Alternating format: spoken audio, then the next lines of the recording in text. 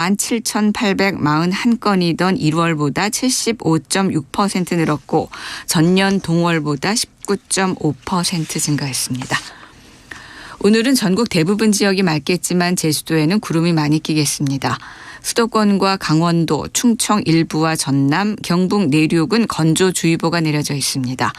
특히 강원 영동에는 순간 초속 15m가 넘는 강한 바람을 불 것으로 보여 산불이 나지 않도록 주의가 필요합니다. KBS 1라디오 5시 뉴스 아나운서 태희경입니다. KBS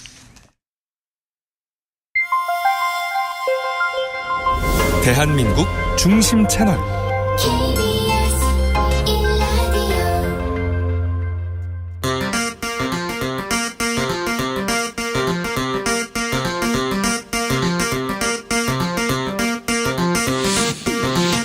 주진우 라이브.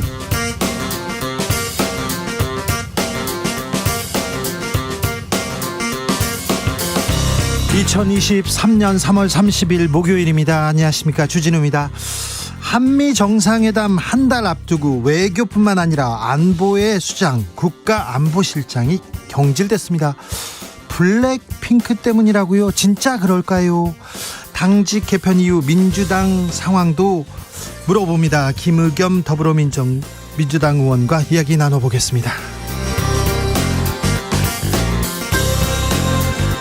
정순신 변호사 아들의 학폭 문제, 그리고 이어지고 있는 현실판 더글로리 사건들, 새롭게 기획된 사건의 지평선 코너에서 깊고 넓게 파헤쳐 드리겠습니다. 오늘 국회에서 국민의힘 하영재 의원 체포동의안이 가결됐습니다. 언론에서는 이재명 민주당 대표에게 부담이 될 거라고 하는데 과연 그럴까요? 기자들의 수다에서 짚어봅니다. 나비처럼 날아 벌처럼 쏜다. 여기는 주진우 라이브입니다.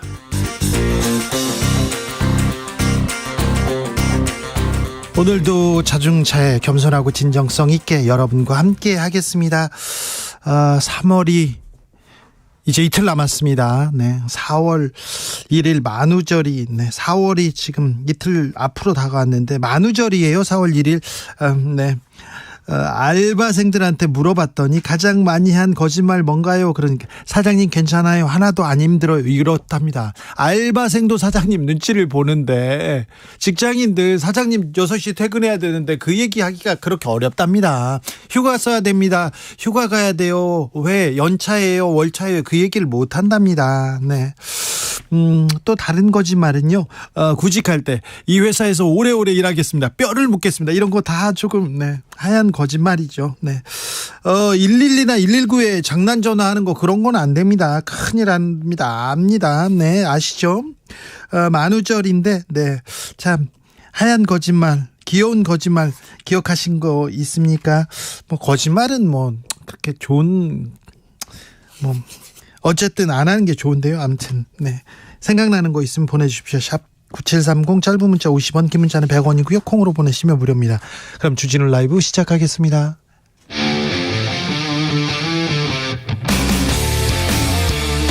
탐사보도 외길 인생 20년. 주 기자가 제일 싫어하는 것은?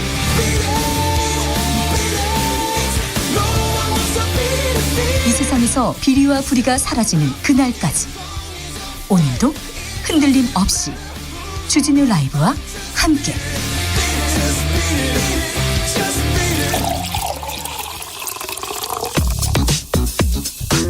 진짜 중요한 뉴스만 쭉 뽑아냈습니다. 주스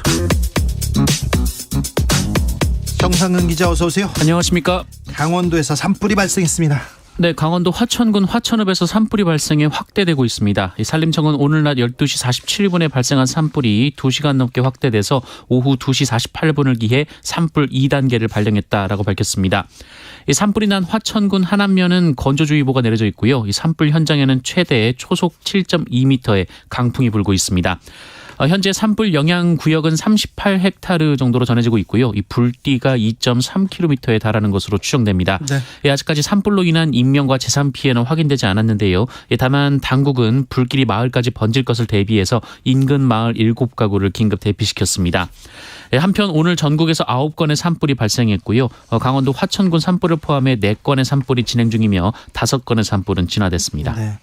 기자 시절에 산불 취재 많이 갔는데요. 불이 나면 뾰족한 수가 없습니다. 바람이 불면 못 막습니다. 그래서 산불 일어나지 않게 각별히 조심해야 됩니다. 산도 들도 집도 다 탑니다. 다 막아야 되는데 예방, 자나깨나 불조심 지금 꼭 필요할 때입니다. 올 들어 노동자들의 실질 임금 큰 폭으로 줄었다고요? 네, 오늘 발표된 고용노동부 통계에 따르면 지난 1월 기준으로 노동자 1인당 평균 임금이 469만 4천 원으로 지난해 동월과 비교해서 0.6% 하락한 것으로 나타났습니다. 이 사업체 규모별로는 이 300인 미만 사업장은 평균 386만 9천 원으로 4만 6천 원이 올라갔지만 300인 이상 사업장은 876만 9천 원으로 47만 9천 원 정도 하락했습니다. 이 같은 기간 물가 상승을 고려한 실질 임금은 지난해에 비해서 5.5%나 낮아졌습니다.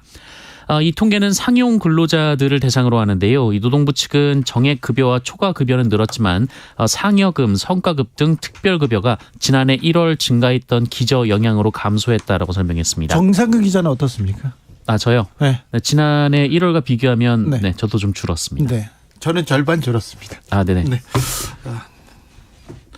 그런데 공직자 재산 신고를 봤더니 엄청 많이 늘었습니다.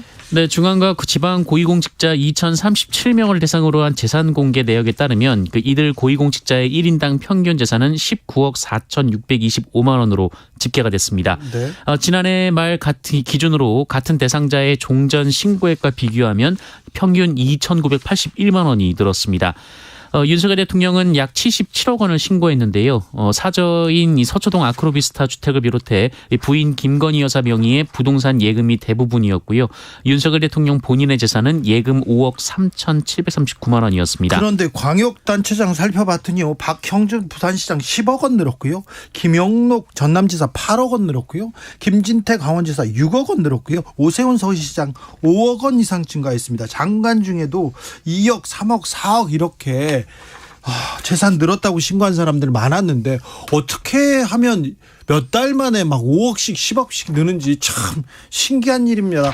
이거 민생 정보로 좀 알려주시지. 국민들 재산 어떻게 하면 늘어요, 이거 좀 알려주셨으면 하는 생각이 좀 듭니다. 윤석열 대통령이 일본 정치인들 만난 자리에서 후쿠시마 오염수 방류에 대해서 얘기를 했다, 그런 일본 보도가 나왔어요. 네, 일본 교도통신의 보도인데요. 윤석열 대통령이 지난 17일 일본을 방문했을 때 스가 요시히데 전 일본 총리 등이 후쿠시마 오염수 방류에 대한 이해를 구하자 시간이 걸리더라도 한국 국민의 이해를 구하겠다라는 말을 했다는 내용이었습니다. 교도통신은 오염수 방류를 둘러싸고 중국과 러시아는 공동 성명을 통해 심각한 우려를 담았고 유럽과 태평양 도서국도 우려하고 있지만 한국이 이해로 돌아서면 기시다 정권의 강력한 뒷받침이 된다라고 논평했습니다. 근데 이거 있을 수 없는 일인데요. 대통령실 뭐라고 합니까? 대통령실 관계자는 우리 언론의 이 교도통신의 보도는 사실이 아니라며 일본 측이 자국 언론을 이용해 뭔가 얻어내려는 의도로 보인다라고 반박했습니다. 그런데 말입니다. 일본 언론에서는 윤 대통령이 독도도 얘기했다, 위안부 관련돼서도 얘기하더니 지금은 후쿠시마 오염수까지 얘기했는데 대통령실은 아니다 이렇게만 얘기하고 있는데 이거 어찌 봐야 하는 건지 잠시 후에 저희가 생각해보는 시간 갖도록 하겠습니다. 김성한 국가안보실장, 이분은 외교와 안보의 사령탑입니다. 국가안보를 책임지는 사람인데 블랙핑크 때문에 사퇴했다, 이런 얘기가 있어요. 네, 어제 사퇴 소식이 전해졌는데요. 오늘 정치권에서는 관련돼서 사퇴 후폭풍이 이어졌습니다. 박홍근 민주당 원내대표는 오늘 김성한 실장 사퇴 관련해서 그간 열거할 수 없는 외교 참사에도 끄떡없더니 석연치 않은 이유로 갑자기 경질된 게 이상하다라고 주장했습니다. 대통령실이나 국민의힘에서 뭐라고 합니까? 국민의힘은 진화에 주력하고 있는데요. 김기현 대표는 오늘 관련해 기자들의 질문을 받고 갑작스럽긴 하지만 대통령께서 읍참마속의 심정으로 그런 결정을 한 것으로 보고 있다라며 공무 수행에만 전념하는 모습으로 당과 정부가 운영됐으면 한다라고 밝혔습니다. 무슨 일이 있었는지 제가 2부에서 자세하게 물어보겠습니다. 차기 의전비서관에 김승희 행정관이 유력하다는 보도가 있었습니다. 중앙일보 등에 따르면 현재 공석인 의전비서관의 김승희 선임 행정관이 유력하게 거론되고 있다라고 합니다. 네. 일각에서는 김성한 국가안보실장의 경질에 이 김승희 선임 행정관과의 갈등이 있었다라는 주장이 나오고도 있는데요. 이분이 실세라고 지금 지목되는 그분 맞지요? 네, 김승희 선임 행정관은 김건희 여사의 고려대 미디어대학원 최고위 과정 동기로 대통령실 입성 후 이 사적 채용 논란이 불거진 바 있습니다.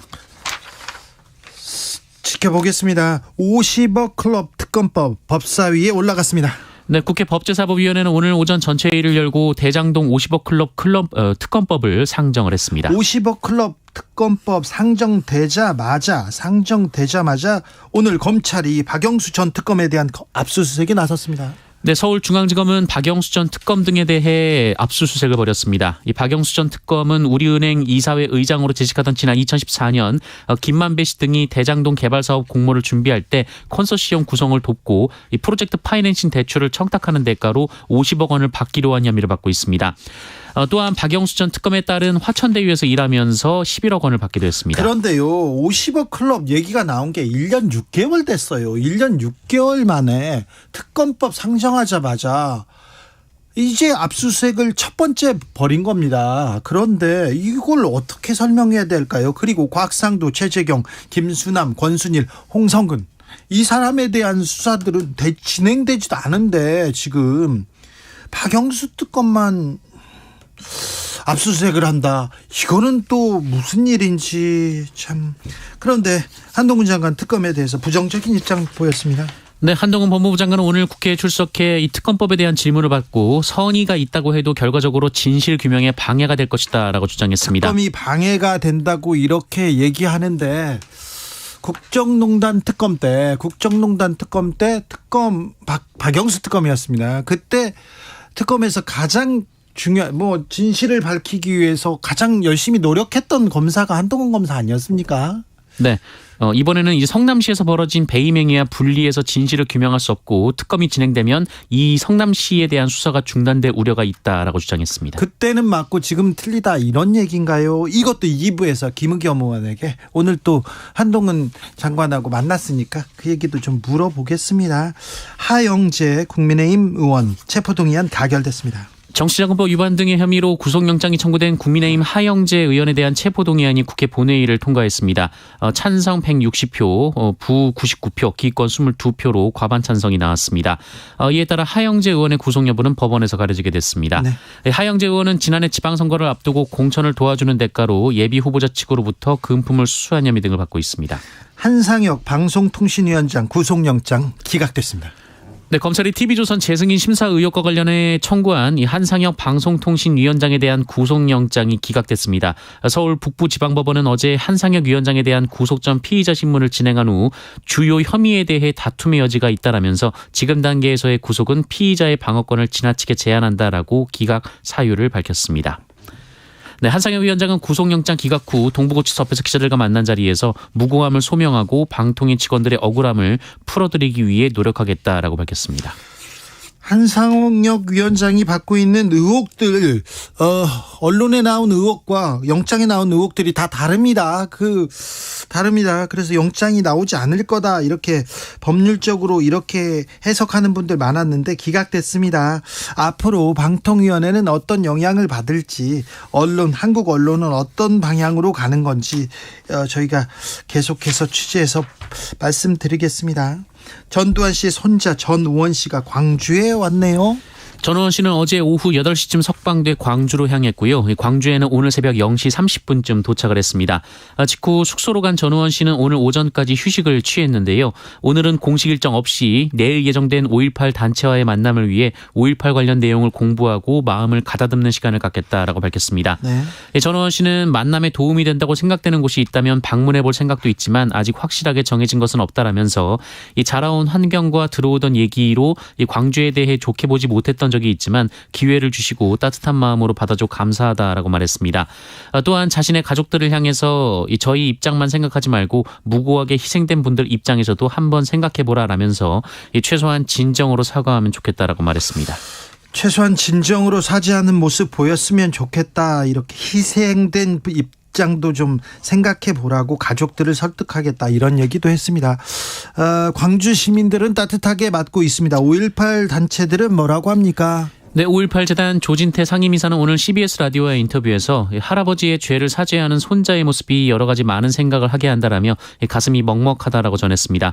조진태 이사는 후손이 무거운 죄값을 치를 수밖에 없다는 걸 안타깝지만 실감하고 있다라면서 따뜻한 마음으로 맞이해 함께 대화를 나누고 이 묘지 참배에 동행해서 사과, 사죄, 참배를 함께할 것이다라고 말했습니다. 내일은 5.18 묘역에 참배하고 그리고 또 국민들에게 이야기하는 시간도 갖겠다고 하는데, 네, 전두환 씨 손자의 행보 어떤 의미를 또 남길 수 있을지, 그리고 풀지 못한 과거사 문제, 사죄 문제, 그리고 비자금 문제는 어떻게 실마리를 풀 수 있을지 저희가 계속해서 주목해야 될 부분인 것 같습니다.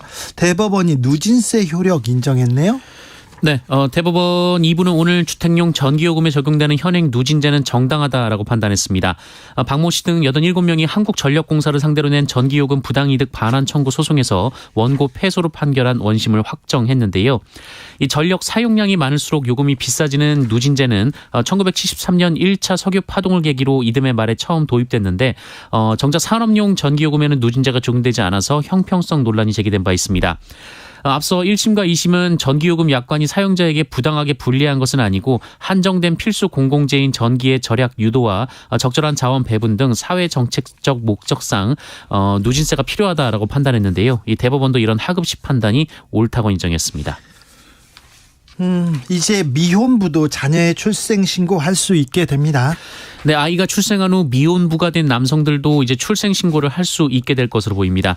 지금은 혼외 관계의 경우 이 태어난 아이의 출생 신고는 생모만 할 수가 있는데요. 이 현행법이 헌법에 어긋난다라는 헌법재판소의 결정이 나왔습니다. 헌재는 전원일치로 가족관계등록법 제46조 2항이 헌법에 불합치한다라고 판단했습니다. 헌재는 태어난 즉시 출생 등록될 권리는 기본권임을 명확히 했고요. 네. 현행법은 혼외관계에서 태어난 아이에게 해당 권리를 보장하지 못한다라고 지적했습니다. 네. 이에 혼외자가 사회보험, 사회보장 수급을 제대로 받지 못하고 주민등록이나 신분 확인이 필요한 거래를 하기도 어렵고 상대적으로 학대당하거나 유기되기 쉽고 또 범죄의 표적이 될 가능성이 높다라고 했습니다. 앞서 대법원도 2020년 이 미혼부의 출생 신고권을 인정한 바 있는데요. 헌재는 2025년 5월까지 아예 법을 개정할 것을 주문했습니다. 세상은 점점 전진하고요. 법은 천천히 그 뒤를 따라오는 것 같습니다. 주스 정상근 기자와 함께했습니다. 감사합니다. 고맙습니다. 정상근 기자, 네. 최근에 했던 거짓말이 있어요? 만우절 거짓말 기억나는 거짓말 있습니까? 방금 고맙습니다가 거짓말이었어요. 이 누구한테? 항상 고마워해야죠. 네, 진행자분께. 네. 그렇죠. 잠시만요. 제가 네. 고맙습니다. 네, 알겠습니다. 여러분께는 고맙다고 저한테는 아니라고요. 알겠어요. 두고 봅시다. 정상근 기자. 얼른 가세요. 자, 거짓말에 대한 추억, 하얗고 귀여운 만우절 거짓말에 대한 기억, 네, 듣고 있습니다. 김태영님, 거짓말은요, 국회의원들이 최고입니다. 국민을 위한다는 말은 1년 내내 거짓말인 것 같습니다. 얘기하는데 그런 것 같아요. 국민을 위해서, 국가를 위해서 정치인들 얘기하는데 생각해보면 다 공천을 위해서, 자기 이익을 위해서, 국민은 어디 있는지 모르겠다, 이런 지적입니다. 9369님, 학창시절 만우절이면 책상에 거꾸로 앉았던 기억나네요. 네. 4654님, 저는 만우절이 생일입니다. 진짜 생일인데 안 믿고요, 거짓말이라고 생각하는 사람 많았어요. 미리 축하해 주세요. 4654님 축하드립니다. 8649님, 고등학교 때 짝꿍인 친구가 저보고 사귀자고 했습니다. 결국엔 거짓말이었는데 잠시나마 설렜던 기억이 납니다. 그 친구 잘 지내고 있겠죠? 네. 이게 그 신세대 트렌드라면서요. 만우절 때 고백하는 거. 네. 1505님, 작년 4월 1일에 만우절에 코로나 진단 받아가지고 학교에 있는 아이에게 문자로 알렸더니 만우절 거짓말이라고 안 믿더라고요. 그게 벌써 1년인데 얘기합니다. 지금 코로나 걸린다는 사람들도 있어요. 적지 않습니다. 그러니까 조심하셔야 됩니다. 독감 걸렸다는 사람 더 많습니다. 그러니까 조심하셔야 됩니다. 각별히 지금 조심하셔야 됩니다. 9838님, 작년에 와이프가 친정에 일주일 있다가 온다고 했거든요. 퇴근하고 집에 갔는데 있더라고요. 깜짝 놀랐습니다. 그런데 좀 슬퍼 보이네요, 이 목소리. 왜 그러시죠? 네. 2423님, 여보, 난 다시 태어나도 당신이랑 결혼할 거라 결혼할 거란 그거 하얀 거짓말. 이거 한 달에 한 번 정도는 하는 거짓말입니다. 한 달에 한 번씩 해요? 그래도 로맨틱하시네요. 네. 교통정보센터 다녀오겠습니다. 김민혜 씨. 네, 이 시각 교통정보입니다. 고속도로는 이동량 조금씩 늘면서 정체 구간도 늘었습니다. 경부고속도로 서울 방향 남사진이에서 동탄 분기점까지 정체고요. 기흥에서 신갈 분기점 사이로도 9km 정체입니다. 죽전 휴게소부터 판교 분기점까지도 밀리고 있고요. 더 지나 달랜에서 반포까지 차가 많습니다. 부산 방향은 한남에서 서초까지 정체고 경산에서 평사 휴게소 부근 1, 2, 3차로에서는 낙하물을 처리하고 있어서 주의하셔야겠습니다. 영동고속도로 인천 방향 용인휴게소 1차로에서 승용차 사고나 처리 중에 있는데요. 처리로 뒤로 정체 보이고 있습니다.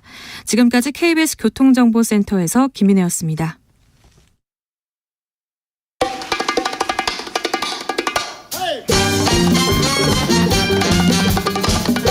지금 꼭 알아야 할 뉴스 평범하지 않게 선입견 버리고 깊게 넓게 분석해드립니다. 사건의 지평선. 주진우 라이브에서 야심차게 새 코너 준비했습니다. 사건의 지평선. 지평선을 넓혀줄 두 분 모셨습니다. 이슈 팀장 김한 한결의 기자 어서 오세요. 네, 안녕하세요. 법조팀장 손정혜 변호사 어서 오세요. 안녕하세요. 손정혜입니다. 네, 이슈 팀장 법조팀장 괜찮습니까? 명칭은? 아주 좋아요. 살면서 팀장 달아주시다니. 네, 저희 회사는 이슈팀이 있었는데 네. 그때도 못 해본 팀장. 네. 팀장님 하기 싫으면 실장 하시면 됩니다. 네, 블랙핑크 얘기만 안 하면 됩니다. 네, 알겠습니다. 경질 없습니다. 네, 없습니다. 팀장으로 가겠습니다. 참 아무튼 잘 부탁드리겠습니다. 특별히 손정혜 변호사님한테 큰 기대 있습니다. 분발하겠습니다. 네, 김한 기자는 워낙 잘하니까요. 민한 기자인데 네. 김한 이름도 김한이에요. 네, 미남 아니고요. 네. 네. 미남으로 오해하시는 분들이 종종 있어요. 민완. 네. 네. 저 발음 잘했어요. 네, 잘했습니다. 네, 알겠어요. 네. 자, 이 코너에서는 사회면에 등장한 사건 사고 이렇게 흘러보내면 안 됩니다. 너무 이슈가 많아서 너무 뉴스가 많아서 흘려보내지 말고 좀 꼬집어 보고 좀 깊게 넓게 멀리 한번 분석해 보는 그런 시간 갖게 되는 겁니다. 오늘의 사건 첫 사건은 정순신 변호사 아들의 학교 폭력 가해 사건입니다. 일단 정순신 변호사 아들 사건을 정리하고 거기에서 학폭 문제 이어지는 2차 가해 그리고 사적 복수까지 한번 넘어가 보겠습니다. 김한 기자가 네. 일단 사건 개요 좀 브리핑 부탁드리겠습니다. 네, 윤석열 정부의 첫 국가수사본부장으로 임명됐던 정순신 변호사의 아들이 이제 고등학교 시절에 학교 폭력을 저질렀다. 네. 근데 그게 수위도 굉장히 높아서 전학 조치까지 내려졌다라는 사실이 알려져서 이제 사실상 사퇴를 하고 경질이 됐는데요. 피해 학생이 있었습니다. 이 피해 학생은 굉장히 좀 극단적인 선택까지 시도를 했고, 아이고, 학교를 못 다니고 여러 치료를 이제 받았던 것으로 지금 알려지고 있는데, 네. 이 피해 사실이 이렇게 명백한데도 불구하고 이 정순신 당신은 이제 검사였죠. 네. 는 이제 법무법인을 선임해서 대법원까지 사건을 끌고 갑니다. 아니 그때 정 검사가 서울중앙지검 인권 담당관이었다면서 맞습니다. 그런 사람이 인권을 담당하고 있으니 네. 검찰 인권이 근데 이 가해 학생이 평소 친구들한테 뭐라고 얘기했냐면 이제 우리 아빠가 검사라는 걸 굉장히 자랑을 하는 네. 거예요. 그 아빠가 굉장히 아는 사람이 많다. 판사랑 친하면 나는 재판에서는 무조건 이긴다. 이런 얘기를 이제 친구들한테 공공연하게 했다는 거죠. 그러니까 이 얘기는 뭐냐면 단순히 검사의 아들이어서 문제가 아니라 이 아들이 본인이 어떤 가해를 저지르면서도 나는 검사의 아들이기 때문에 네. 처벌되지 않는다. 나는 힘이 세다. 이런 인식을 보여줬다라는 거예요. 피해 학생은 결국에는 심각한 공황 증세 끝에 이제 극단적인 선택을 시도를 했고 결국 이제 학교폭력위원회가 이 가해 학생 정순신 변호사의 아들을 이제 전학을 결정을 했는데 여기에서도 재심을 청구하고 또 행정소송 가능하고 집행정지 신청 내고 가능한 모든 법정 대응. 그러니까 이게 법을 잘 아는 법을 기술적으로 잘 활용할 수 있는 사람만 할 수 있는 네. 대응을 이제 했던 거죠. 아이고 참 살다가요. 네. 기사 쓰는데 깡패들이 이렇게 찾아올 때도 있어요. 협박할 때도 있고 어디에서 몰려와서 데모할 때도 있고 그런데 가장 골치 아픈 게 소송을 하는 거예요. 큰 로펌, 네. 대형 로펌에서 이것저것 집요하게 따지는데 그게 그렇게 복잡하고 그렇게 고통스러웠습니다. 자, 법조팀장님 이 사건 소송은 어떻게 진행됐습니까? 일단 소송이 1, 2, 3심까지 진행된 좀 이례적인 케이스입니다. 간혹 이렇게 이제 치열하게 다퉈지는 학교폭력 사건도 있지만 보통 뭐 소송하면 이렇게 합의를 한다던가 중재를 한다던가 끝나죠. 일단 대법원은 사실은 법률심이기 때문에 네. 이제 2심까지 결론이 확정이 되면 사실 대법원까지는 좀 포기하는 경우들이 왕왕 있죠. 왜냐하면 소송 비용에 비용이 대한 들어가니까. 부담도 굉장히 많아지고 또 절차가 길어지면 길어질수록 양쪽에 이제 받는 스트레스가 많기 때문인데요. 이 사건은 일단 1, 2, 3심까지 이제 모두 진행이 됐었고요. 중간에 집행정지 신청도 했었습니다. 기각이 됐었고 그 과정에서 한 9개월 정도 이제 소송이 진행되면서 말씀드리자면 이제 피해자에 대한 보호 조치는 조금 시기가 늦어졌던 것 같습니다. 9개월 네. 동안 그럼 가해 학생하고 그 같은 학교에서 계속 이렇게 지켜보고 있어야 됩니까? 우리 아빠 검사야. 우리 아빠 판사들하고 친해. 판사하고 친하면 다 끝나. 이렇게 얘기하는 얘기를 그때 네. 들었을 거 아니에요. 피해 학생이 그 당시 어떤 생각을 했는지는 모르겠으나 만약에 판사랑 친하면 무조건 승소한다 이런 말을 들었을 때는 네. 좀 위축될 가능성이 있었죠. 그렇죠. 하지만 현실에서는 재판 가서는 1, 2, 3심 모두 기각을 했다라고 말씀드릴 수 있고요. 그런데 학교 폭력 이 사안이 이렇게 터지면 학교에서 1차적으로 이렇게 판단을 하지 않으면 법적 다툼에 나서는데 가해자들이 적극적으로 이렇게 법적 다툼에 나서서 시간을 길게 끌면서 2차 가해가 이어진다. 이 부분은 어떻게 봐야 됩니까? 이렇게 보셔야 될 것 같습니다. 학교폭력 사건이 이제 아이들의 인생에 굉장히 중요한 이슈가 되다 보니까 요즘 학교폭력 이슈가 너무 뜨거운 것도 사실은 사회적으로는 좀 지양될 방향이에요. 네. 왜냐하면 요즘에 최근의 트렌드는 경미한 학폭으로 처분을 받아도 이 처분을 비밀 유지 조항을 거느냐고 수천만 원이 오가는 경우도 꽤 있습니다. 그래요. 왜냐하면 제가 꼬마 손정인데 우리 부모가 얘가 이제 뭐 어떤 실수나 어떤 잘못으로 아주 어릴 때 초등학교 중학교 때 학폭을 가할 수도 있잖아요. 그래서 어떤 처분을 받았습니다. 합의라는 조건으로 이 부분은 내가 처분을 받게 받지만 앞으로 성장하는 손정이에 대해서 이 사실을 함구할 것을 조건으로 거는 거예요. 아, 그래요? 연예인이 될 수도 있고 정치인이 될 수도 있고 사회 중요한 인사가 됐을 때 그런 소송을 한다고요? 아니 그러니까 합의를 그렇게 한다는 네. 거죠. 그만큼 아이 미래에 대해서 어떻게 될지 부모들이 알 수 없으니 조금이라도 희망이나 가능성이 있으면 일단 다퉈보시는 분들도 있고요. 예. 사실은 가장 중요한 건 피해자를 보호하고 반성하고 재발 방지에 중점이 있어야 되지만 혹시 나중에 아이에게 이것 때문에 발목이 잡힐까 봐 지나칠 수준으로 이제 소송에 매몰하는 경우도 있다. 네. 그리고 그 가정이 지루하면 합의서를 받기가 쉽기 때문에 피해자를 공격하는 경우도 간혹 있다. 이런 점을 말씀드릴 수 있고요. 특히 이제 이번 같이 학교폭력 이슈가 되면서 사실은 어떤 사람을 공격하는 수단으로 악용할 여지가 있잖아요. 네. 그런 것들 때문에 지금 현장에서는 학교폭력 이슈가 훨씬 더 뜨거워졌습니다. 그래서 요새 이제 학교폭력위원회가 열리는 절차를 보면 1차적으로 이제 학교는 어쨌든 교육의 공간이기 때문에 그렇죠. 상호간의 사과와 합의를 이제 해보려고 노력을 합니다, 선생님들이. 근데 네. 이제 그게 안 돼서 학교폭력위원회가 열리면 가해 학생들 경우에 처음부터 아예 법정 대리인이 들어오는 경우들이 있습니다. 그 변호사죠. 그러면 피해 학생은 어떤 상태에 빠지냐면 내가 이거를 못 이기겠다. 피해 학생의 부모는 라는 생각을 해요. 그러니까 그 비용을 지불할 수 있으면 변호사가 아예 들어오면 훨씬 이거에 대응하기 훨씬 유리하잖아요. 일반 학부모들보다. 네. 그런 경우에 오히려 가해자들이 지금 이제 이 정순신 변호사 아들은 극단적인 경우지만 이걸 이제 법정으로 끌고 간다든지 이렇게 해서 그러면 보자. 우리가 어떻게 하나 보자. 이런 식으로 이제 말하자면 2차적인 가해가 발생하는 그게 그 변호사를 선임하고 선임하지 않고 그다음에 어떤 대응의 수단을 가졌느냐에 따라서 아예 그러니까 1차적인 학교 차원에서도 문제가 기울어져 버리는 이런 사건들이 종종 있습니다. 네. 이 말씀은 현실적으로 굉장히 중요한 이야기가 그래서 지금 제도 개선으로 피해 학생에게 보조인 제도, 국선 변호 같은 걸 해줘야 된다. 네. 그러니까 이렇게 무기 대등의 원칙이라고 가해자는 이제 내가 처분을 어떻게든 안 받으려고 이제 법률 전문가를 대동을 했지만 피해자는 피해 보는데 비용을 쓰긴 부담스럽잖아요. 그렇죠. 예, 그러다 보니까 그런 경우에는 특히 경제적으로 열악한 당사자에게는 좀 보조인 제도를 마련하자라는 목소리도 있습니다. 네. 드라마 더 글로리에서 연진이 엄마 그리고 재준이 아빠 이런 네. 사람들이 힘도 세고 돈도 많으니까 네. 학교 이사장 선생님들이 또 그런 사람들 얘기는 또 잘 듣습니다. 그래서 선생님들이 뭐 그건 드라마고요. 드라마인데 현실에서도 학교 폭력은 정말 많습니다.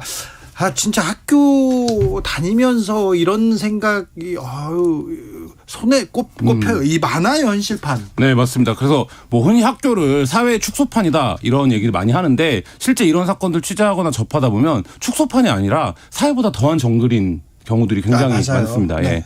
왜냐하면 이게 그 학교라는 공간 자체가 굉장히 폐쇄적일 수밖에 없고 그 학교에서 학생들 사이에서 벌어지는 일들을 외부에서는 알 수가 없기 때문에 어른들이 생각하기에는 이 사건이 되고 나서 보면 야 어떻게 이렇게까지 할 수가 있나 싶은 사건이 굉장히 많은데 예를 들자면 요새 이제 디지털 관련된 또 학폭이 굉장히 많거든요. 디지털 학폭이요? 네. 그러니까 왜냐하면 인터넷 공간, SNS나 뭐 카톡이라든지 이런 공간에서 예전에는 전 지방에서 학교를 다녔는데요. 네. 학기 초에 네.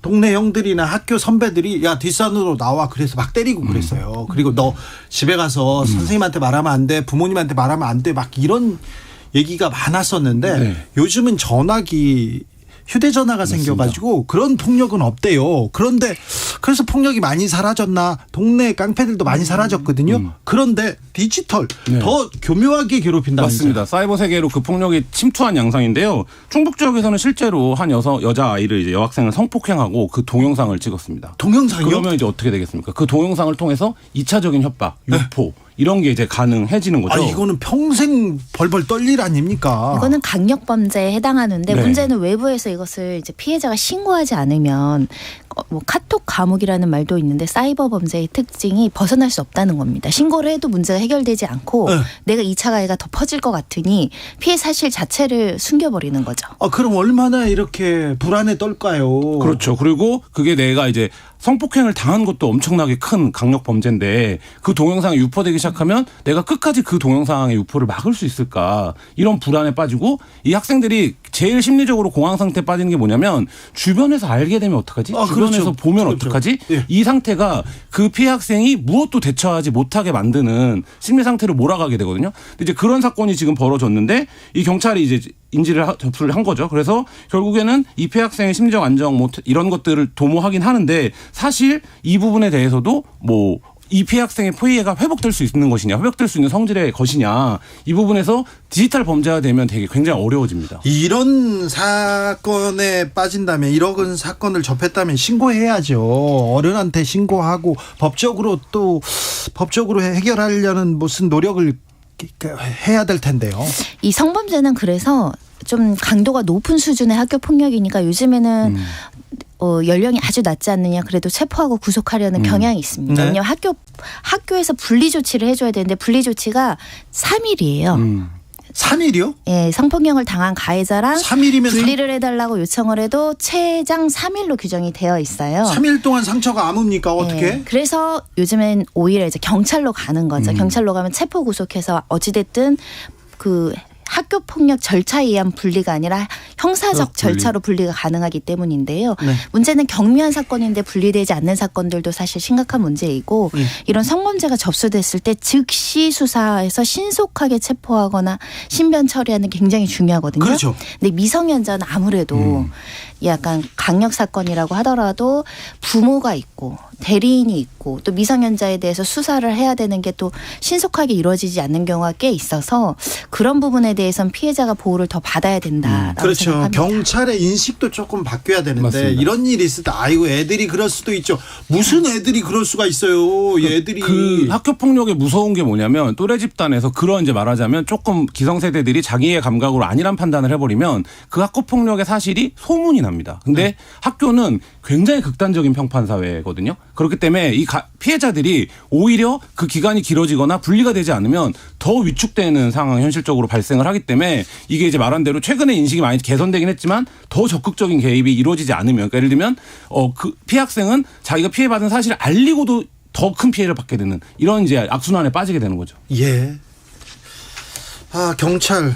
경찰의 인식이 좀 바뀌어야 됩니다. 어른들의 인식이 중요해요. 어른들의 문제입니다. 아이들의 문제가 아니라 모든 아이들의 문제는 어른들의 문제이기도 합니다. 얼마 전에 그런데 일진들아 안녕 그러면서 SNS에 과거 학폭 폭로하는 그런 글이 하나 화제가 됐었는데 그 네. 사건은 어떤 사건이에요? 그러니까 이것도 최근 들어서 좀 잦아지고 있는 유형의 사건인데요. 페이스북 페이지에 뭐 어떤 특정 지역 소식을 전해드립니다. 네. 이런 페이지가 있습니다. 지역 커뮤니티라고 말할 수 있겠죠. 네. 이런 커뮤니티에 익명으로 어떤 사람이 요즘 넷플릭스 드라마 아까 언급하셨던 더글로리 언급을 하면서 인기가 정말 좋은데 이거 봤냐 너네. 근데 이 사람이 지칭하는 대상이 누구냐면 일진무리입니다. 네. 자기를 괴롭혔던. 그러니까 이 일진무리가 뭐 폭행, 폭언, 금품갈취를 당했는데 뭐 대리 시험을 자기가 보기로 했고 성희롱 발언을 하라고 시켜서 억지로 이제 그런 발언을 하기로 했다는 거예요. 그리고 뭐 구체적인 사례들도 적었습니다. 뭐 담배 심부름도 시키고 뭐 용돈을 적게 받는 날에는 부모님한테 욕을 들으면서 그거를 이제 자기가 더 받아야 했고 반항도 못했고 이랬는데 충격적인 게 이것도 이제 더글로리의 장면을 연상시키는데 이 일진무리들이 굉장히 잘 살고 있다는 겁니다. 요새 이제 SNS를 통해서 자기 삶을 이제 보여주는 일들이 많잖아요. 네. 그걸 보니까 애 낳고 애 키우고 아무 일도 없었던 것처럼 행복하게 살아가고 있더라. 이런 걸 이제 글에 올렸고 이 부분을 제가 이제 고발을 하는 어떤 증언이라든지 뭐 이런 것들을 구체적으로 이제 거기에 남겨둔 거죠. 이거 법적으로 어떻게 좀 풀어야 되는 것 같은데요. 그래서 사실 초기 대처가 굉장히 중요합니다. 이거 이제 과거에 95년생이라고 하면 그 당시에 조사도 이루어지지 않았을 것 같고요. 네. 처분 결과도 남아있지 않았을 겁니다. 네. 그래서 법률적으로 피해자들이 어떤 뒤늦게라도 손해배상 청구를 하거나 어떤 제재를 하려고 하더라도 오히려 피해자가 소송위원회 무는 결과가 초래되거나 명예훼손으로 고소되는 경우들이 꽤 많죠. 예. 그래서 이제는 그럴 수 없다. 이제는 조사도 확실하게 해야 되고 처분 결과나 이런 것들도 기록을 조금 남겨놔야 된다. 이런 목소리도 굉장히 많은데요. 결국 과거에는 학교 폭력이 조금 무분별하게 학교 선생님들도 때리고 네. 많이 때렸어요. 그런 생활을 살다 보니까 선생님들한테 학교 폭력이라고 이야기하면 이렇게 좀 경미하게 처리한 과거들이 있었죠. 네. 그래서 지금은 폭력이 얼마나 중대하고 지대한지에 대한 교육과 또 학교 폭력 절차를 진행함으로 인해서 가해자들한테 반성의 기회를 철저하게 줘야 되는 거죠. 자, 초등학교 4학년 때 네. 선생님한테 이렇게 많이 맞으셨나요? 선생님들이 저를 제 반에서는 제 주진우만 잡으면 돼 그런 게 있었어요. 신학교 때 그래가지고 선생님들이 많이 때렸어요. 우리 선생님들은 다 좋은 선생님입니다만 매를 많이 들었다 얘기입니다. 그리고 제가 맞을 짓도 많이 했습니다, 사실. 그런데 언젠간 하루 이렇게 혼내고 이렇게 들어가 이렇게 하는데 너무 과하게 혼내시는 거예요. 그래가지고 제가 또 지금은 말할 수 있다. 네, 아니요. 그때도 몇 말했어요. 학년 때? 초등학교 4학년 때 그때도 말했어요. 그런데 제가 초등학교 때 상황 때 그랬으면 진짜 범상치 않은 아이였던 건데. 초등학교 들어가기 네. 전부터 저는 네. 아버지한테 대들고 그랬습니다. 네. 근데 초등학교 때 들어가서 선생님한테 했는데 인사를 하고 선생님 잘못했습니다 하고 이렇게 하고 죄송합니다 하고 이렇게 가야 되는데 또 제가 반성을 잘 안 하고 삐딱하게 옆으로 이렇게 인사를 까딱하고 갔어요. 야, 주진 너 일로 와봐. 그러니까 제가 가서 너 불만 있냐? 불만 있습니다. 왜? 뭔데? 그런데 아니 제가 잘못한 건 아는데요. 아는데 선생님 그 아는데요 했을 때 이미 때리기 시작했을 것 같은데. 옛날 아는데요. 아니 학교는. 세대까지는 그랬는데 네 대부터는 선생님 감정이었지 않냐고 사랑이 아니었지 않냐고 이렇게 얘기했더니 더 많이 때리시더라고요. 그래서 제가 이렇게 어떻게 할까 이렇게 생각도 했는데 네. 그건 노코멘트 하겠습니다. 네네. 그건 법률적인 문제는 네. 아니고요. 지금 근데 저희가 이제 초등학교 다니는 아이가 있는데 폭력에 대한 감각이 저희 때랑 뭐 비교할 수도 없고 네. 완전히 달라진 상황이긴 해요. 때리지 말아야죠. 네. 고치로도 때리지 그렇기 말아야죠. 때문에 이제 친구들 간에도 신체적 접촉을 아예 이제 안 하는 이런 상황도 있는데 네. 이게 이제 고등학교에 올라가면 학교 선생님들도 이게 이제 약간 이제 문제 일으키지 않고 넘어갔으면 좋겠다. 이런 태도로 접근을 하면 굉장히 문제가 더 심각해집니다. 지금은 선생님들한테 체벌이나 뭐 학교 폭력 그런 네. 일이 사라졌습니다. 이거는 어찌 보면 지금은 없죠. 네, 어찌 보면 이거 교육적으로 이게 맞고요. 어렵더라도 이게 맞는 방향입니다. 류남재님께서 중2 때 일진들이 친구들을 화장실에 줄 딱 세워놓고 맨살을 허리띠로 때렸어요. 저는 담임교사한테 신고했더니 오히려 고자질한다고 저를 야단치더라고요. 일진 뒤에 학교 실장이 있었거든요. 선생님 자격 없는 선생님 너무 많아요. 근데 옛날에 그렇게 일부 교사들이 그랬습니다. 한숨 나오는 교사들이. 그런데 좋은 선생님들이 훨씬 많습니다. 옛날에는 학교 후배들 군기를 잡아라 그런 얘기를 했는데 학생이 무슨 군기입니까? 선생님 말이 그 얘기를 했었어요. 그런데요. 제가 초등학교 때 네. 동네 고등학교 형이 저를 괴롭혔어요. 범사 초등학교 사진 좀 보고 싶네요. 그때도 말은 안 들었어요. 고등학교 때 인생이 반항과 반항과 저항으로 여기까지 왔거든요. 초등학교 애를 와서 괴롭힐 정도면 고등학교 애 중에 얼마나 뭐라고 해야 되나.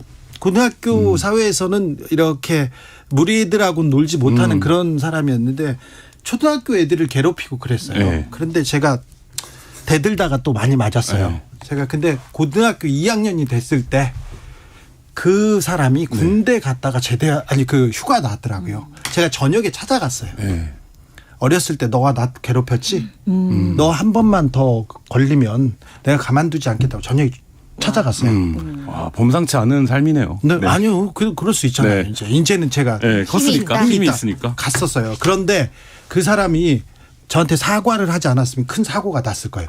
그게 개인 일인데 사적 복수 이거 법적으로 굉장히 위험한 일 아닙니까? 우리는 자력구제를 금지하고 있지만 현실에서는 더글로리도 사실은 사적 복수죠. 그래서 원래는 그 더글로리의 주인공이 하는 행동 자체도 범법행위에 포함되는 게 굉장히 많습니다. 네. 근데 현실에서도 이런 일이 있었는데요. 2017년 2월에 이제 A 씨가 이제 딸이 다니는 고등학교에 이제 취업 상당한 B 씨를 흉기로 수차례 찔러서 살해한 사건이 있었습니다. 아이고. 이 사건은 이제 이 피해자죠. 돌아가신 분이 이제 딸을 성추행했다. 그런데 그 문제가 제대로 해결되지 않고 법이 무색하다, 가만히 안 둔다 이런 휴대전화 문자 메시지를 보낸 다음에 흉기를 챙겨서 이 성추행을 했던 가해자로 보이는 그 피해자, 그러니까 여기에선 가해자지만 여기서도 피해자인 그 사람에 대해서 이제 살인 행위를 했고요. 징역 10년을 선고받은 사건도 있었습니다. 네. 그리고 2016년이었는데요. 부산의 한 의료재단 이사장이 병원 직원 아들이 이제 학교에서 왕따를 당했다는 얘기를 듣고 일단 병원 직원을 데려가고 폭력배들을 이제 동원을 해서 성인 남자 7명이 가해 학생들을 때리도록 지시를 한 거죠. 아이고. 정확하게 이제 공동상해, 공동폭행죄로 이제 기소돼서 이 부산의 의료재단 이사장 A 씨가 징역 2년을 선고받았고요. 법정 구속된 사건도 있었습니다. 사실 취재하다 보면 현실에서 이런 경우 많이 만납니다. 피해를 받는데 피해자 주변 사람들이 나서서 더 큰 사건을 만드는 경우 많았었어요. 뭐 엠번방 제가 옛날에 취재 몇 년 전에 할 때 그 피해자들 이제 부모들이나 보호자들이 그런 얘기 많이 해요. 그때 이제 얼굴을 모를 때였는데 가해자들의 얼굴 보면 내가 정말 어떻게 할지 모르겠다. 굉장히 격한 감정을 토하고 하거든요. 이해가 되기도 한데 그러니까 듣고 있으면 이제 이해가 되는데 그렇게 하시면 안 되고 이게 이제 법과 제도에 의해서 어쨌든 처벌이 돼야 된다라고 말하는 순간이 굉장히 좀 나약해 보이고 무기력해 보일 때가 사실 있는 사건들이 꽤 있죠. 그러니까 근데 이제 그럼에도 불구하고 거의 모든 법치주의 국가에서 이런 사적 복수를 금지하고 있다. 이거는 사회의 합의에 의해서 이루어지는 어떤 제재가 아니기 때문에 뭐 그 부분은 각별히 좀 기억하실 필요가 있습니다. 근데 최근에 드라마에서도 그렇고 영화에서도 그렇고 사적 복수에서 카타르시스를 느끼고 오히려 잘한다. 히어로다 이렇게 얘기하는 사람들이 많은데 왜 그럴까요? 세 가지 이유가 있는데요. 첫 번째 우리나라가 양형이 좀 약합니다. 아시죠? 징역형 뭐 미국 가면 100년 살 거 우리나라에서 10년 1년 내리는 경우도 있고요. 1년 6개월. 네, 그리고 일단 손해배상액이 작습니다. 범죄 피해자면 가해자가 재산적 능력이 있어서 재산을 손해배상 청구를 하더라도 그렇죠. 뭐 1억을 넘기가 쉽지가 않으니까 1억만 안 넘냐면 1,000만 원, 2,000만 원이 1,000만 원짜리도 뭐 많지 부지기수 입니다. 네. 그러다 보니까 이게 이제 법으로 해결하는 것이 시원하지 않는다라는 느낌이고 아까 집행정지 그 행정심판 사건에서 보셨지만 1, 2, 3심까지 끌고 가는 거예요. 그럼 절차가 너무 지연됨으로 인해서 거기서 스트레스를 받으니까 이런 사적 복수에 대한 어떤 동기부여가 된다라고 말씀드리지만 저는 절대 하지 말라고 하는 게 나를 망가뜨리면서 복수라는 거니까 결국 피해는 또 나에게 돌아옵니다. 권인숙님께서 법이 부족하고 제대로 집행되지 않으니까 사적 복수가 생기죠. 심경용님, 기득권들에게 더 이상 법이 방어막이 되지 않음을 좀 알려줘야 됩니다. 분명히 경고해야 되는데. 네, 우리 작년부터 대중문화 콘텐츠에서도 이 사적 복수 콘텐츠가 굉장히 인기를 끌고 있거든요. 그렇죠. 더글로리 대표적이고 지금 인기 끌고 있는 모험택시 같은 경우도 대표적인데 여기에 공통적으로 등장하는 카르텔 중에 검사가 있습니다. 네. 그래서 그 더글로리가 끝나고 이 얘기 많이 나왔잖아요. 연진이 남편이 검사였으면 무죄를 받았을 거다라는 패러디가 나올 정도로 이 사적 복수에 검사가 많이 등장하는 이유 뭘까 생각해 보면 검사를 통해서 구현돼야 되는 어떤 사회 정의들이 안 이루어진다, 안 네. 지켜진다. 이거에 대한 어떤 현실의 반영이 좀 있는 거거든요. 근데 이제 그런 면에서 놓고 보면 지금 이게 왜 법을 넘어서는 어떤 해결 그리고 법을 넘어서는 복수 이런 거를 사람들이 이런 콘텐츠에 열광하는 거 보면 지금 이제 우리 사회의 어떤 현실을 반영하고 있는 점도 있다 이런 생각도 듭니다. 그렇죠. 법을 믿지 못하고 검사 판사를 믿지 못하는 거는 사회적으로도 큰 손해인데 지금 그렇습니다. 이거 큰일 납니다. 누구 당했다고 그럼 가봐. 애들 불러 이렇게 풀어 이런 얘기 있지 않습니까? 그거 안 되는 일인데. 아까 말씀하셨지만 변호사님이 양형 기준이 사적 복수를 하면 권고 형량이 7년에서 12년이에요. 그러니까 이게 형량이 굉장히 높은 중범죄입니다. 그러니까 그렇기 때문에 행여라도 그런 거를 하면 아까 말씀하셨지만 정확하게 본인이 파괴된다. 그 복수를 하는 본인도 이걸 뭐 꼭 기억해야 됩니다. 저 더글로리에서는 송혜교 대신에 네. 그 가해자들끼리 서로 이렇게 물고 물리면서 이렇게 아름답게 이렇게 마무리가 되는 경우도 있어요. 아름답게가 이게 권선징악이라는 말입니다. 그렇게 해결되지만 현실에서는 그렇게 안 되거든요. 근데 거기 드라마에서 중요한 부분이 나와요. 형사가 얘기를 듣다가 늦었지만 18년 지나서 듣는다고 했나요? 마지막 장면이죠. 말을 들어준다. 들어야죠. 이렇게. 사법 절차에서 뭐가 문제냐? 피해자의 목소리가 절차에 참여를 못하는 겁니다. 검사도 피해자를 직접 만나는 일이 별로 없거든요. 네. 수사관들이 만나거나 경찰에서 수사한 거 가지고 할 경우가 꽤 있고 재판부도 피해자가 법정에 나오지 않는 이상 피해자 목소리를 잘 못 듣죠. 그러니까 근데 가해자는 항상 나옵니다. 피고인은 네. 출석이 의무화되어 있으니까 피해자 목소리를 좀 듣는 사회가 되면 피해자들이 사적 복수보다는 내 말을 사법 절차 시스템에서 좀 강조해서 하려는 분위기가 생기겠죠. 내가 법에 보호받고 있다. 국가로부터 존중받고 있다. 이런 게 좀 더 필요한 것 같은데 제도적으로 지금 학교 폭력 문제가 이렇게 수면 위로 올라왔으니 네. 우리가 조금 제도를 만들고 이 사회가 좀 몇 발짝 앞으로 가야 됩니다. 언제까지 뭐 학교에서 왕따 그로 인한 피해 이 얘기를 언제까지 해야 됩니까? 제도적으로 좀 네. 피해자의 목소리를 들을 수 있는 그런 걸 만들긴 해야 되겠네요. 그러니까 학교 내에 그 피해자를 적극적으로 선제적으로 찾아서 상담하거나 문제를 발굴하는 사람이 꼭 필요하고요. 학교 예. 현장에. 그러니까 그게 문제가 곪어진 다음에 인식이 되는 순간 이미 늦습니다. 뭐 그게 일단 1차적으로 그렇죠. 예, 학교 현장에 굉장히 필요한 부분이고요. 그리고 피해자가 요청하면 예를 들면 지금도 이제 그런 구조인데 피해자와 가해자 얘기를 모두 들어봅니다. 그러면 학교 현장에서는 대부분 왜 어떻게 했는지 이해는 가더라라는 이제 말이 피해자에게 또 다른 상처가 되거든요. 그러니까 철저하게 행위로 판단한다라는 원칙 뭐 이런 것들이 빨리 도입이 되면 적어도 제도를 떠나서 문화적으로라도 지금보다는 훨씬 더 좀 피해자를 보호할 수 있는 방향으로 갈 수 있지 않을까 이런 생각이 듭니다. 제가 한 20년 전에 사회부 기자 처음 시작할 때요. 학교 폭력 문제가 나오고 왕따로 폭력으로 숨지는 사건들이 계속 있었어요. 이 신학기였어요. 새학기에 3, 4월에 그런 일이 많습니다. 그래서 제가 학교에다가 아니면 회사에다가 제가 6개월 동안 고등학교를 다니면서 학교 폭력 문제, 학교에 대한 얘기를 직접 쓰고 싶다 이런 얘기를 했어요. 이렇게 발제를 했습니다. 사실은 뭐 회사 다니기 싫어가지고 좀 꾀를 냈죠. 두사부일체라는 영화가 나오기 훨씬 전이었어요. 네. 그래서 학교 이사장한테 가서 만나고 교장 선생님도 만났어요. 만나가지고 제가 6개월 다니는 동안은 그래도 이 학교에 학교 폭력은 없을 거다. 아무리 봐도 저도 학교 다닐 때 문제아였는데 제가 문제아가 보기에도 지금 문제아들은 이해할 수가 없다 그런 얘기를 했다는데 교장 선생님이나 다른 선생님들이 싫어하더라고요.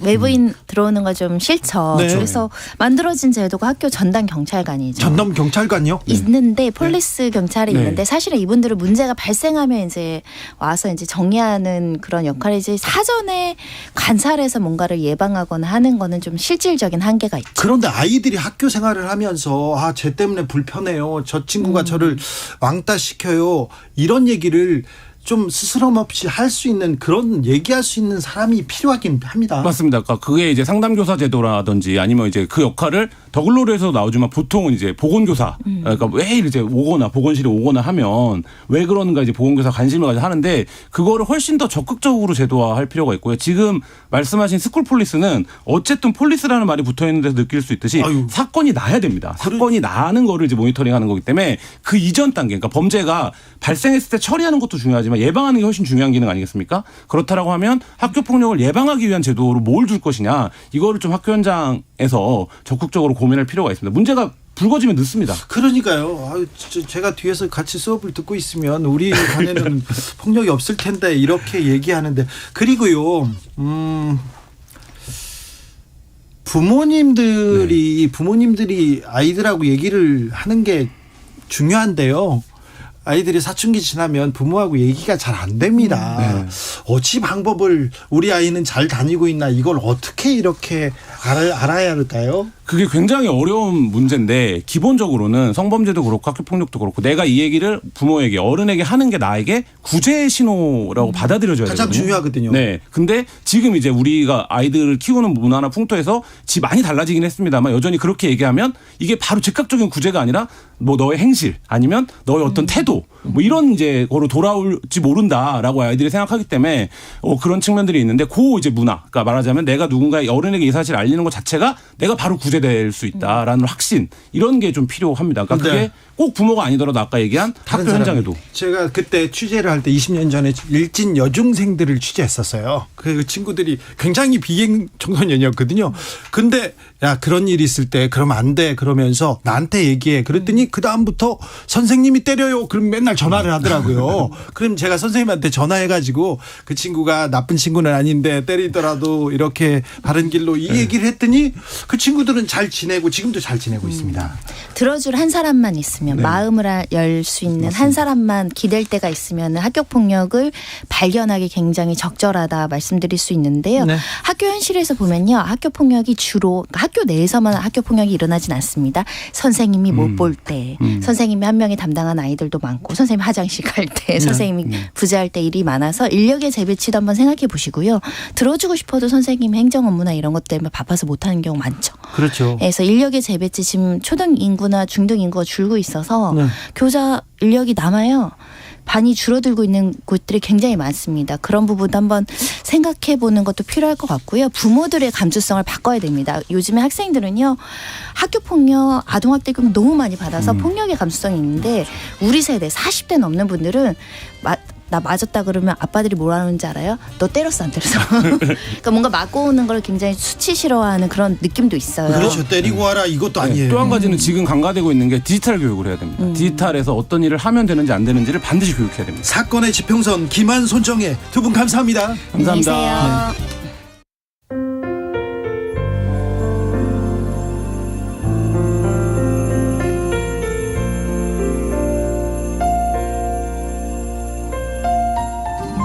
KBS 라디오 연중기획 희망충전 대한민국 527번째 이야기. 안녕하세요. 아나운서 이연주입니다. 19살 미영이는 오늘도 엄마를 위해 밥상을 차립니다. 엄마는 CRPS라는 희귀 난치병을 앓고 있습니다. 신체 한 부분에 극심한 통증이 지속적으로 나타나는 병인데요. 오랜 진통제 복용으로 합병증까지 생겼습니다. 그래서 미영이는 늘 엄마 곁을 지켜야 합니다. 엄마는 그런 딸을 볼 때마다 안쓰럽고 미안합니다. 소풍날 김밥도 싸주고 싶었고 원하는 학원도 보내고 싶었지만 그렇지 못했습니다. 몸만큼 마음도 아팠습니다. 지금 미영이는 고등학교 자퇴 후 검정고시를 준비하고 있는데요. 옳은 성적만큼 희망도 커졌습니다. 엄마에게 대학교 합격증을 꼭 선물하고 싶다는 미영이. 미영이의 소중한 꿈이 이루어질 수 있도록 여러분이 응원해주세요. 여러분의 따뜻한 손길이 희망의 빛이 됩니다. ARS 060-700-1580 060-700-1580 한 통화 3,000원으로 희망을 선물해주세요. KBS 라디오 연중기획 희망충전 대한민국은 초록우산 어린이재단, 인탑스 주식회사 그리고 청취자 여러분과 함께합니다.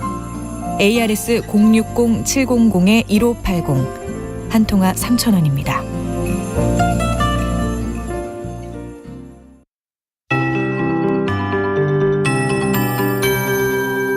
KBS 58분 날씨. 평년 기온을 크게 웃도는 날씨에 봄꽃이 예년보다 일찍 활짝 피었습니다. 벚꽃이 만개한 지역도 많은데요. 다음 주 초에 전국적으로 봄비 소식이 있어서 벚꽃 구경은 이번 주에 하셔야겠습니다. 오늘 낮 기온이 5월 상순만큼 올랐습니다. 내일부터 주말 사이에는 기온이 더 오르면서 낮 동안 조금 덥게 느껴지는 곳이 많겠습니다. 내일 예상 낮 최고 기온이 서울과 대전, 대구가 25도, 광주 27도 등이 되겠고요. 토요일에는 서울의 낮 기온도 26도까지 오를 전망입니다.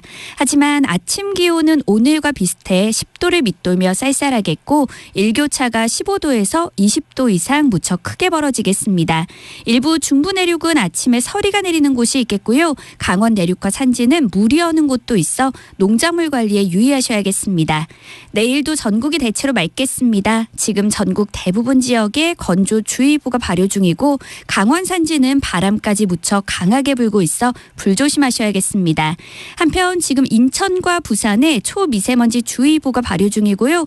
오늘 수도권과 충남, 전북과 경상 남북도는 먼지 농도가 종일 나쁨에 머물 전망입니다. 현재 서울의 기온은 18.7도입니다. 송소진입니다.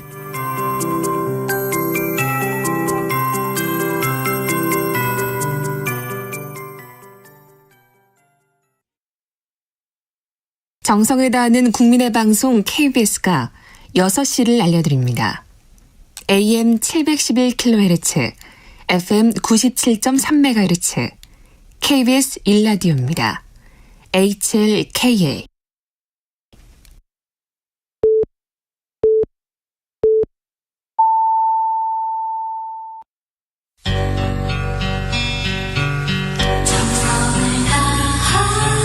정성을 다하는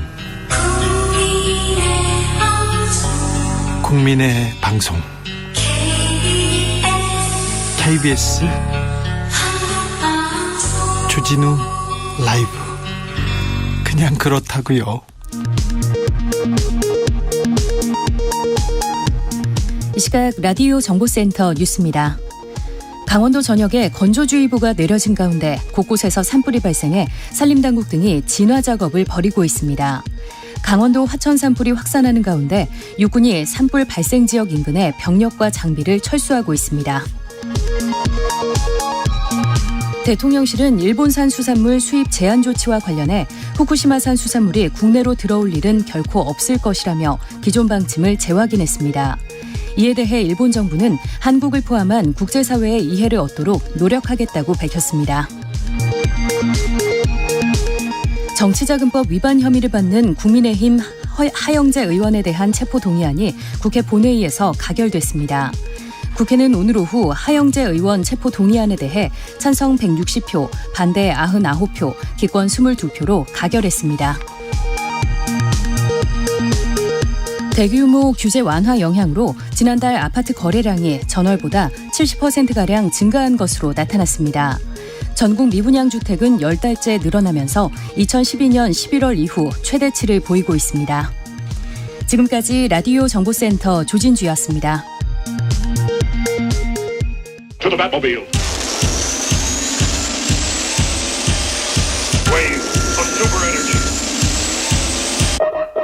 주 기자의 1분. 지난 3월 26일은 안중근 의사 순국 113주기였습니다. 몇 해 전 순국일에 일본인 청년을 만났어요. 그런데 안중근 의사를 일본의 국부를 죽인 테러리스트다 이렇게 배웠다고 얘기하더라고요. 안 의사가 주장한 동양 평화사상 모르고요. 일제의 침략 모르고 강제 병탄 생각 안 하고요. 조선의 독립운동 전혀 배우지 못했다고 했습니다. 그 청년한테 물었더니 독도는 일본 땅이라는 것 외에는 아는 게 없다고 하더라고요. 일본 학생들은 임진왜란을 일본의 침략 전쟁으로 배우지 않습니다. 임진왜란 때 조선의 국토가 황폐해지고 많은 조선인이 희생됐다 이런 표현조차 조선에서 전쟁이 잘 진행되지 않아서 큰 피해가 날 뿐이었다 이렇게 고친다고 합니다. 그러니까 침략자인 일본군이 피해자가 됐어요. 일본군이요.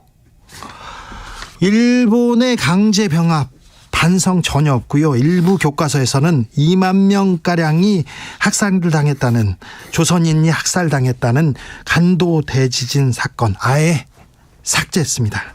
그리고요, 일본군에 징병됐다는 말도 일본군에 참가했다는 표현으로 바뀐다고 합니다. 교과서에서. 조선인 병사 사진 밑에 자원에서 일본군에 입대했다 하면서 그런 사진이 설명이 붙어 있어요. 그러니까 일본 학생들은요, 조선인이 자원에서 일본군에 입대했고 일본에 일하러 왔다, 돈 벌려고 자원에서, 이렇게 배운답니다. 학생들한테 거짓을 가르칩니다. 역사 왜곡, 거짓 근성을 버리지 않는 한 일본은 결코 신뢰받거나 존중받을 수 없습니다. 일본은 분명 거짓말을 계속하고 있었어요. 그런데 호응은커녕 더 노골적으로 퇴행하고 있는데, 그런데 일본을 신뢰해야 한다고 윤석열 정부가 말합니다. 이해할 수 없습니다. 일본에서 이제 독도 협상하자고 합니다. 일본 언론은 윤 대통령 후쿠시마 오염수 방류, 한국민 이해 구해야 하겠다, 이렇게 보도하고 있어요. 대통령실에서 아니다, 일본 언론이 잘못하고 있다, 이렇게만 얘기하는 것도 이해할 수가 없습니다. 한두 번도 아닙니다. 일본에서 오므라이스 먹으면서 도대체 무슨 얘기를 하셨는지 국민은 알아야겠습니다. 한미 정상회담 한 달 앞두고 외교 안보 수장을 경질한 이유도 국민은 알아야겠습니다. 주 기자의 1분이었습니다.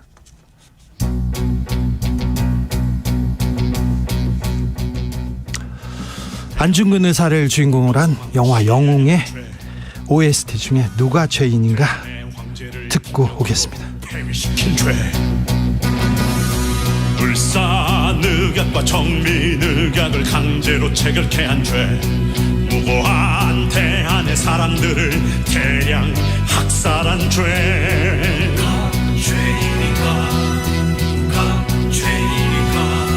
조선의 토지와 광산과 산림을 빼앗은 죄, 일본은행권 화폐를 강제로 사용케 한 죄, 보호를 핑계로 대한의 군대를 강제 무장 해제시킨 죄, 교과서를 빼앗아 불태우고 교육을 방해한 죄. 안중근, 우독순, 조도성, 유동하, 우에노 연인による本法廷は全ての審理を終え次のように判決する。被告ウドクスン懲役3年に処す。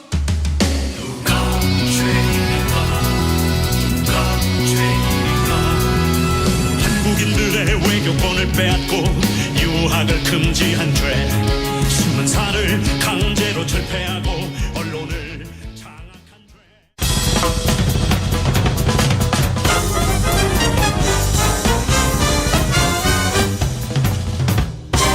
훅 인터뷰. 모두를 위한, 모두를 향한, 모두의 궁금증 훅 인터뷰. 정말 블랙핑크 공연 때문일까요? 외교와 안보의 수장이 경질됐을까요? 이 때문에 국가 안보 컨트롤 타워인데요. 오늘 하영재 의원 체포동의안 국회에서 가결됐는데 이 문제는 또 어떻게 되는 건지 두루두루 물어보겠습니다. 국회 법사위의 김의겸 더불어민주당 의원, 어서 오세요. 네, 안녕하세요. 반갑습니다. 네. 기자 선배였는데 정치인으로 만나면 항상 좀 어색합니다. 네, 저도 그렇습니다. 네, 대변인 내려오셨네요. 청와대 대변인 때는 김의겸 명대변인 얘기 들었어요. 그때 기자들이 항상 김의겸한테 얘기 들으려고 갔었어요. 그거 아는데 야당 민주당 대변인 왔을 때는 비판도 많이 받더라고요. 어땠습니까? 네, 청와대 대변인 시절에 그런 평가를 받았는지는 모르겠습니다만은 어떤 민주당 대변인 시절 대변인을 한 7개월 하면서 네. 공격도 많이 받고 어렵죠. 네, 훨씬. 제가 이제 쌈딱 이미지가 그냥 굳어져 버려서 네. 좀 아쉽죠. 네. 아셨어요? 네. 기자 시절에는 되게 신중하고 점잖은 사람이었는데, 정치인 되더니 이렇게 쌈딱이 됐나. 근데 싸움을 그렇게 이렇게 누구하고 이렇게 논쟁을 하시는 분은 아닌데 잘 듣는 분이신데 왜 그렇게 보였을까요? 글쎄요. 일단 제가 보수 언론으로부터 단단히 좀 미운 털이 박힌 것 같습니다. 제가 공격을 받고 비판을 받으면 조용히 있으면 수그리고 있으면 그냥 넘어갈 수도 있었을 텐데 제가 항상 대들었거든요. 그걸 대들다 보니까 더 미움을 사고 논란이 커지고 증폭됐던 거 아닌가 네. 이렇게 생각을 합니다. 네. 그래서 대변인을 그만두면서 시원한 것도 있었지만 아쉬운 게 언론과의 관계를 좀 더 매끄럽고 부드럽게 할 수 있지 않았을까라고 하는 아쉬움이 남는데 그런데 아마 워낙 생겨먹은 게 그래 나서 아마 되돌아가도 그러지는 못할 것 같습니다. 김의겸 이분 기자였는데 언론이었는데 정치인 다 됐다 저는 생각했던 장면이 있습니다. 청담동 술자리 신중하던 김의겸 의원 그거 어떻게 된 거예요? 뭐 사실이 제가 이제 취재를 해보면서 네? 사실이 아닐 가능성도 있다라고 생각을 했죠. 예? 하지만 물어보는 게 저희들의 의무 아니겠습니까? 예? 구체적인 제보를 받은 상태에서 물어보는 게 저희들의 의무고 특히 네. 제가 이 주저주저 하면서 못 물어봤는데 나중에 사실로 밝혀졌을 경우에 제가 땅을 치고 후회하지 않겠어요? 윤석열 한동훈의 검찰이 이렇게 민주당에 대해서 공세를 펴오는데 어찌 보면 굉장히 소중한 우리가 반격의 기회를 가진 거죠. 청담동 건이 사실이라면. 만약에 사실이네요. 그러면 설사 나중에 사실이 아닌 것으로 밝혀지더라도 그리고 제가 뭐 99대를 맞더라도 한 대라도 때릴 수 있다면 그건 정치인으로서 네. 해볼 만하다 이렇게 생각을 했습니다. 네. 기자로서는 기사를 쓰지는 않아서 더 취재하셨을 거예요. 그렇죠. 이제 기자로서는 물어봤겠죠. 이제 마지막으로 취재를 하다가 막히면 한동훈 먼저 물어보긴 하겠죠. 그렇죠. 네. 그런데 거기에서 이제 답변을 못 들으면 기사를 못 썼겠죠. 네. 그런데 이건 공개적으로 물어본 거죠. 네. 국민을 대신해서 물어봤다. 네. 예. 자, 한동훈 법무부 장관하고 법사위에서 계속 만납니다. 오늘도 만나셨죠? 네, 그렇습니다. 네. 오늘은 어떤 일이 있었습니까? 오늘은 50억 클럽 특검법에 대해서 그게 정당하냐, 정당하지 않느냐 이 문제를 가지고 뭐 저뿐만 아니라 많은 의원들이 이야기를 나눴습니다. 오늘 50억 클럽 특검법을 상정하자마자 박영수 전 특검에 대한 압수수색 이렇게 들어갔던데 이걸 보면 공교롭잖아요. 1년 6개월 동안 그러니까요. 1년 6개월 동안 뭘 하다가 이제 와서 압수수색을 들어갔느냐. 네. 이런 질문들이 있었는데 거기에 대해서 한 장관이 특검 때문에 우리가 일부러 한 건 아니다. 네. 오랫동안 준비를 했던 거고 뭐 하룻밤 사이에 압수수색 영장을 발부받을 수 있느냐라고 주장을 하던데 곽상도 50억 무죄가 되고 국민적인 분노가 들끓었던 그 시점에 제 생각에는 검찰이 그래도 최소한의 대비는 하지 않았을까 싶고요. 그리고 사실 영장 뭐 구속영장도 아니고 압수수색 영장은 청구를 하면 뭐 99% 발부가 되는 거 아니겠습니까? 몇 시간 만에도 하죠. 그렇죠. 그래서 뭐 그게 그렇게 뭐 오랫동안 준비를 해서 주도 면밀하게 한 거다 그렇게 보여지지는 않습니다. 그런데요. 저는 이 문제 윤 대통령의 아버지 집을 김만배 씨 누나가 샀잖아요. 네네. 이 문제는 왜 수사를 안 하는 거예요? 그러니까요. 그래서 제가 오늘 그 문제를 물어봤습니다. 물어봤는데 도대체 왜 수사를 하지 않느냐. 그리고 김만배 2천억 원이라고 되는 큰 돈을 몰수를 동결이죠. 동결을 해놓은 상태거든요. 그건 범죄로 인해서 얻은 수익이라고 생각해서 동결한 거 아니냐. 그랬더니 인정을 하더라고요. 그러면 그 윤석열 대통령의 부친 집 19억을 주고 샀는데 그 살 때 김만배 누나가 대장동으로부터 배분을 받자마자 바로 그 집을 샀어요.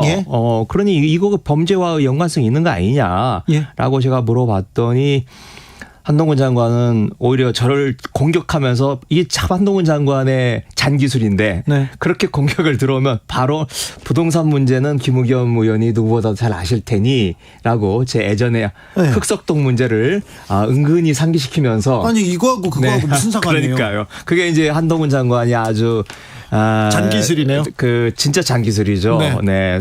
탁월한 능력이기도 하고요. 네. 저는 오히려 부러워요. 네. 그렇습니까? 저는 그런 기술이 없어서. 네. 근데 여하튼 그러면서 이미 다 끝난 거 아니냐. 다 끝났다고요? 라고 그냥 넘어가 버리고 마는데 제가 그걸 바라본 국민들께서 판단해 주시겠죠. 네. 네. 얼마 전에 조선일보에서 김의겸 의원이 한동훈 장관한테 질문하다가 손을 떨더라 이런 기사가 굉장히 큰 화제가 됐는데 큰 화제까지 됐나요? 네. 그러니까 자꾸 이제 제가 물어보고 한동훈 장관의 답변하는 방법에 대해서 제가 분을 못 참는 건데 그날도 그거였어요. 정순신 아들 학폭 문제였는데 네. KBS가 보도하지 않았습니까? 예. 그래서 제가 그 당시 그 보도를 했던 기자하고 우리 방 식구들이 직접 통화를 해서 그 당시에 자초지정 정황 다 이야기를 들어보니 도저히가 아니죠. 그 당시 같이 근무를 했던 한동훈 장관과 여러 사람들이 이 정부의 실세들이 정순신 문제를 모를 수가 없는 상황이에요. 그렇죠. 네. 그래서 제가 그걸 물어봤는데 여전히 몰랐다라고 발뺌을 하고 그리고 누가 뭐래도 그 인사 검증 책임은 한동훈 장관 아니겠습니까? 그렇죠. 그러면 그래도 조금 뉘우치는 모습 뉘우치는 것까지는 아니더라도 그 책임감을 느끼는 자세를 보여야 되는데 오히려 뻔뻔하게 이제 공격을 하는 거예요. 예. 저를 공격을 하는 거죠. 그러면서 그 정순신 씨가 그 검찰에 부대변인을 했었어요. 예. 그래서 제가 이제 부대변을 했다. 부대변까지 한 사람이 이런 걸 모를 리가 있느냐라고 이제 제가 물어봤는데 오히려 거꾸로 제가 팩트 체크를 제대로 못해서 잘못 물어보는 것처럼 오히려 저를 역공을 하더라고요. 네. 너무나 당당하고 뻔뻔하게 그렇게 그것도 잘못된 정보로 저를 역공을 해서 그러니 제가 속에서 열불이 부르르 떨었군요. 그러니까 부르르 떤 거죠. 네. 그런데 김의겸은 한동훈 앞에서 벌벌 떤다 이렇게는 부르르 떨었군요. 네, 벌벌이 아니라. 벌벌 떨었다라고 하는 것도 예. 조선일보가 제일 먼저 그렇게 보도를 하고 다른 언론이 그렇게 보도를 하니까 하루 뒤에 또 다른 언론도 따라가더라고요. 아니 진짜 네. 억울하겠네요. 언론인으로서 언론한테 계속 그냥 요즘은 하도 만성이 돼서 그냥 그러려니 합니다. 자. 김의겸은 아무튼 팩트를 찾아가는 탐구하는 의원이기 때문에 여러 가지 여쭤보겠습니다. 방미 한 달 앞두고 매우 외교의 중요한 시기입니다. 그런데 외교 안보의 수장입니다. 외교의 수장이자 안보의 수장이 즉각 경질됐습니다. 이거 어떤 문제로 파악하고 계십니까? 블랙핑크 때문입니까? 그건 아니라고 제가 정보를 듣고 있습니다. 네.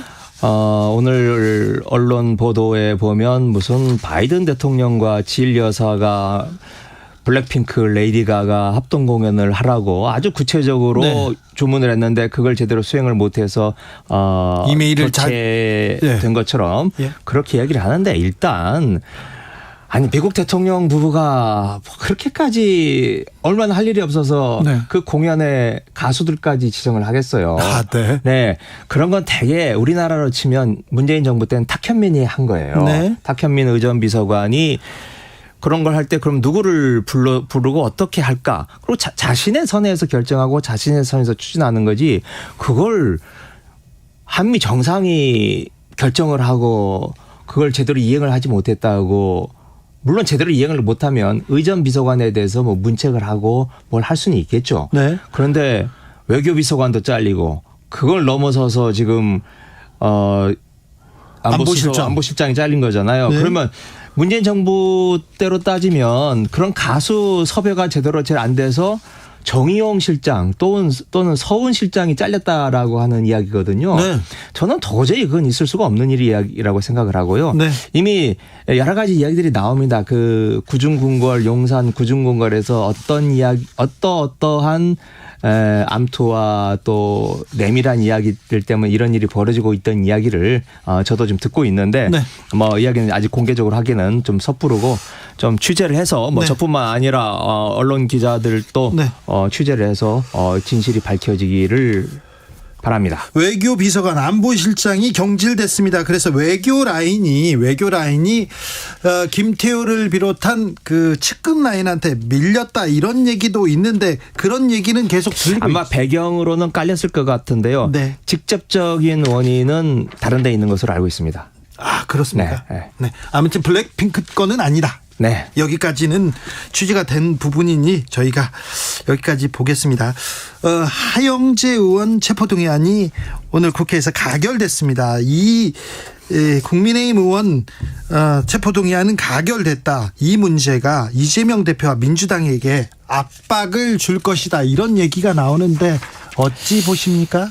글쎄요. 저는 일단 윤석열 정부 들어서서 검찰이 해온 수사 한번 따져보면 문재인 정부 관계자들 또 이재명 대표와 민주당 쪽에 투입된 검사와 수사관 시간, 돈 이런 걸 따져보면 국민의힘 정치인들하고 저울에 올려놨을 때 100대 1, 200대 1 이상의 차이가 난다고 생각을 합니다. 그래요? 네. 그래서 이재명 대표를 비롯한 민주당에 대해서는 그건 제가 보기에 진짜 정치 탄압에 포함이 되는 거고요. 네. 하영재 의원에 대한 수사는 그러한 편파 수사에 대해서 조금이라도 구색을 맞춰보려고 끼워 맞춰보려고 집어넣은 거다. 그래서 그걸 정치 탄압이라고 할 수는 없다. 이렇게 생각을 합니다. 그리고 오늘 이제 하영재 의원이 본인 신상 발언을 했어요. 본회의장에서. 네.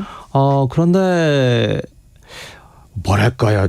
호소력도 떨어지고 절박함도 떨어지고 그래요. 그래서 제 주변에 있던 의원들이 그 이야기를 들으면서 원래 좀 부표를 던져볼 생각으로 이야기를 들었는데 저렇게 하면 안 되겠네 해서 가표를 던진 의원들이 있습니다. 네. 예. 그리고 이제 뭐 한동훈 장관 오늘도 하영재 의원에 대한 혐의를 본회의장에서 이야기를 했는데 뭐 형식은 비슷했어요. 네. 예전에 이재명 대표나 노웅래 의원에 대해서 체포동의안 요청을 했을 때하고 그런데 형식은 비슷했는데 그 자극적인 용어들이 있지 않습니까? 네. 노웅래 의원에 대해서는 뭐 돈 전달하면서 부스럭거리는 소리. 이재명 대표에 대해서는 뭐 당군 이래 최대의 뭐 어쩌고 저쩌고 이런 표현들을 하영재 의원한테는 쓰지 않더라고요. 아, 그래요? 네. 담백하게 이야기를 해서 역시 팔은 안으로 굽는구나 이런 걸 느낄 수 있었습니다. 네, 알겠습니다. 언론인 출신이어서 이 문제도 좀 봐야 되겠는데 검찰에서 한상혁 방통위원장 구속영장을 청구했습니다. 영장은 네. 기각됐는데 그런데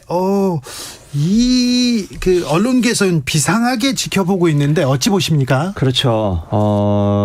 뭐 사실은 KBS도 해당이 되는 건데 네. KBS, MBC를 비롯해서 공영방송들이 해당이 되는 건데 한상혁 방통위원장이 자리를 지킴으로 해서 자신들의 뜻대로 안 되는 거죠. 윤석열 정부가. 네. 그래서 한상혁 방통위원장 그 주변부터 뭐 탈탈 털어서 지금 털고 이제 끝내 이제 한상혁 위원장까지 간 건데 다행히 기각이 됐습니다. 그렇지만 아마 검찰이 지금 서울 북부지검이 수사를 하고 있는데 기소를 하는 것은 분명해 보입니다. 기소를 할 것은 나중에 무죄를 받을지라도 나중에 무죄를 받는 값에 또 기소는 하면 그럼 기소를 근거로 해서 해임을 할 수 있거든요. 법적으로. 그래요? 네네. 그러면 이제 한상혁 위원장이 곧 기소가 될 테고 그 기소를 근거로 해임을 하면 그 뒤에 이제 윤석열 정부에서 앉히고 싶은 방통위원장들이 몇몇 있습니다. 이미 네. 이름까지 다 거론이 되고 아주 뭐 그것도 이제 검찰 출신이 올 가능성이 굉장히 높다고 지금 이야기가 들리고 있는데요. 아이고. 김하무계라고 네. 구체적으로 이름까지 나오고 있습니다. 이제 그분이 오면 이제 방송계에 대한 점령군적인 장악 이런 것들이 본격적으로 들어갈 거라고 생각을 합니다. 이명박 정부 초기 때 비슷해지는 것 같아요. 그래도 이명박 정부 초기 때는 뭐랄까요. 좀 나쁘게 표현하면 좀 교활함이라도 좀 있었는데 지금 윤석열 정부에서는 그런 교활함을 보이려는 노력, 시도조차 하지 않고 그냥 전두환이 탱크로 밀어붙이듯이 그냥 검찰의 탱크로 그냥 밀어붙이는 그런 완력을 느낄 수가 있습니다. 검찰의 탱크요? 교활함도 없다고요? 네. 아니 근데 이명박 정부 때 하루아침에 저는요 아침에 방송하다 점심 때 잘렸거든요. 그런 일이 있었는데 그보다 더하다고요. 아이고 무서워라 얘기하는데 자 김의겸 의원께서 현 정부에 대한 비판 그리고 국민의힘에 대한 얘기는 많이 하고 있는데 민주당도 국민들의 마음을 이렇게 흔쾌히 얻는 데는 지금 좀 부족한 것 같아요. 기자였다면 분명히 김의겸이 명칼럼으로 민주당 어떻게 나가야 된다 이거 잘못하고 있다 얘기를 할 텐데 자 그거 좀 물어볼게요. 의원이지만 의원이지만 민주당한테는 어떤 얘기를 해주고 싶습니까? 이재명이 대표로 있는 민주당 그리고 이재명 대표가 0.73%로 아깝게 떨어질 수 있었던 것은 이재명 대표가 살아온 그 소년공의 삶 그리고 자신의 삶을 기반으로 해서 보여주는 정책적 비전 예를 들면 기본소득 같은 거라고 할 수 있죠. 실현 가능성과 여부를 떠나서 그런 것들이 우리 살아가기 팍팍한 서민들의 삶에 희망을 주고 감동을 줬다고 생각을 합니다. 네. 그런데 이재명 대표 들어서자마자 지금 검찰의 그 칼날을 피하느라고 뭐 어디에 신경을 쓸 겨를이 없지 않았습니까? 기본소득 같은 정책, 희망을 주는 정책은 보이지 않습니다. 그렇죠. 네. 그래서 그리고 이제 내부가 워낙 그런 문제로 외부적인 요인으로 인해서 내부적인 파장이 커지고 그걸 진정시키고 다독거리는데 너무 많은 에너지와 시간을 쏟느라고 이재명의 고유한 특징과 색깔 이걸 보여주지 못했다고 생각을 합니다. 그런데 이제 당내 분란, 당내 이견 이런 것들이 제가 보기에는 이제 상당히 진정돼가고 있고 소강 국면에 들어가 있다. 그래서 지금 얼마 전에 이제 당직 개편하지 않았습니까? 네. 그러면 새로운 진영과 함께 그리고 이제 검찰 수사도 제가 보기에는 그쪽도 실탄이 떨어졌어요. 더 이상 유력적인 공격을 지금 못 해오고 있는 상황이기 때문에 이런 상황에서는 빨리 전열을 정비하고 새로 힘을 모아서 단합된 자세로 이재명만이 보여줄 수 있는 정책과 비전 그걸로 국민들의 마음을 사는 그런 작업을 해나갈 수 있지 않을까 그렇게 기대를 걸어봅니다. 그렇습니까? 네. 민주당이 민생을 위해서 국민을 위해서 정책 희망 있는 정책 보여줍니까? 네. 지금까지는 뭐 사실 제대로 보여주지 못했는데 앞으로 보여줄 수 있을 거라고 생각을 합니다. 네. 기자 정치권으로 가셨잖아요. 더 잘하시는 모습 보여주셔야 됩니다. 네. 네. 김의겸 더불어민주당 의원이었습니다. 감사합니다. 네, 고맙습니다. 정치 피로, 사건 사고로 인한 피로, 고달픈 일상에서 오는 피로. 오늘 시사하셨습니까? 경험해보세요. 들은 날과 안 들은 날의 차이. 여러분의 피로를 날려줄 저녁 한 끼 시사 추진우 라이브.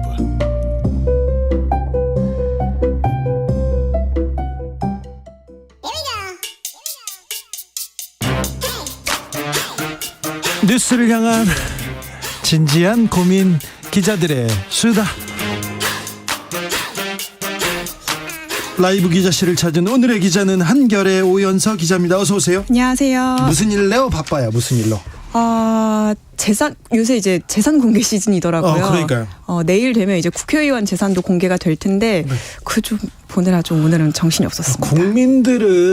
국민들은 기본 그냥 똑같이 벌어도 물가가 워낙 올라서 실질 임금 많이 떨어졌어요. 그렇죠. 그런데 코로나 끝나고 경제가 안 좋아요. 그래서 소득이 줄었다는 사람도 많습니다. 네, 맞습니다. 많아요. 그런데 고관 대작들 이렇게 많이 늘었더라고요. 네, 어제 그 공개됐던 고위공직자들도 그렇지만 국회의원들 재산도 5억, 4억, 막 5억씩 어떻게 1년 만에 그렇게 늘어요? 그러니까요. 역시 늘어난 그 재산을 보면 역시나 부동산이 많이 좀 재산 상승에 영향을 끼쳤다. 아니 부동산 지금 경기가 안 좋아서 부동산 공시지가도 막 떨어졌는데 이렇게 부동산 투자하고 있나요? 네, 투자해서 번 의원들이 많았습니다. 그렇습니까? 네. 잘 파헤쳐 주십시오. 네. 자, 하영재 의원 체포동의안 가결됐습니다.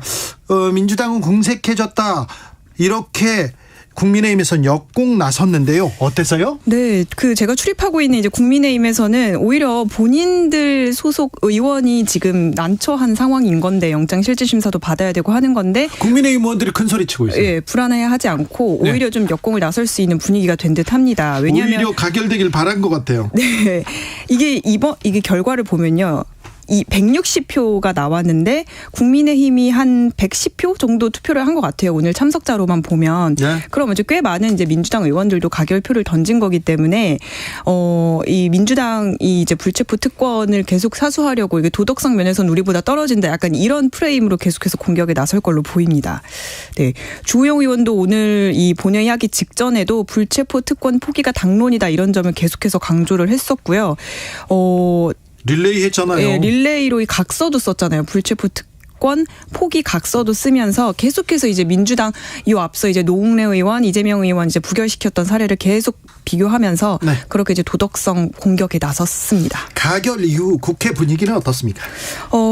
사실 국민의힘 안에서도 하용재 의원은 좀 미리 손절이라기보다는 조금 선을 긋는 얘기들이 많이 나왔거든요. 네. 이건 이제 정치적 수사가 아니고 또 개인 비리라는 점이 좀 일부 좀 드러났기 때문에 선을 그은 것 같아요. 네, 불체포 특권에 해당하지 않고 특히나 또 정치자금법 위반이라는 게 또 국민 정서상 또 굉장히 부정적으로 다가오잖아요. 네. 그래서 이제 더더욱 이제 손절을 하려는 분위기였던 것 같고 오히려 읍참마속하면서 이재명 리스크를 네. 공격한다 이런 거잖아요. 맞습니다. 그리고 또 이게 이제 결정적으로는 기소가 돼서 재판을 하더라도 형 확정되고 하는 거는 결국 총선 이후거든요. 네. 의석수에도 뭐 그렇게 그다지 영향을 이제 주는 게 없다. 뭐 이런 식으로 이제 계속 대응을 하고 있었습니다. 국민의힘은 이제 민주당 같은 경우에는 이제 연달아서 이제 부결시켜 왔잖아요. 체포 동의안을. 그래서 표결 방침을 뚜렷하게 밝히는 데는 좀 부담을 느꼈었는데 당이 좀 이제 궁색해졌다. 그래서 이제 기권을 택하겠다. 뭐 이런 의원들도 사전에 있었지만 사실 하용재 의원 같은 경우에 아까 이제 국민의힘과 마찬가지로 정치자금법 위반 수사다 보니까 이거 어떻게 실드 쳐주냐 이런 분위기도 민주당 안에서는 읽혔습니다. 그래요? 네. 그러니까 노웅래 이재명 대표는 실드 쳐주는데 민주당이 보호해 주는데 우리는 뭐 비리 의원 보호하지 않는다 이렇게 하면서 국민의힘 우리가 도덕성이 더 높아 이런 얘기를 하고 있습니다. 지금 그렇습니다. 예, 상황이 그런 건데 계속 이 공격은 이어질 것 같아요. 앞으로도. 앞으로요? 네, 앞으로도 이제 이재명 대표 관련해 이제 수사도 계속 남아 있고 재판도 또 진행 중이다 보니까 그 이후에도 계속 이런 리스크를 부각시키는 공격은 계속 될 것 같습니다. 그런데요, 김기현 대표 지금 당 대표 된 지 한 달이 안 됐죠? 한 달 거의 이제 다 돼가네요. 3월 8일에 됐으니까. 뭐 합니까? 이렇게 존재감이 없습니까? 왜 안 보입니까? 최근에 이제 민생 행보 강조하면서 현장을 많이 다니고 있습니다. 그래요? 예. 금융 취약계층 지원하는 그런 금융기관도 가고, 최근에 또 경희대학교 가서 천원의 아침밥도 같이 먹었잖아요. 네. 민생 현장 다니면서 이제 민생 행보 강조하겠다 이런 식으로 좀 가고 있습니다.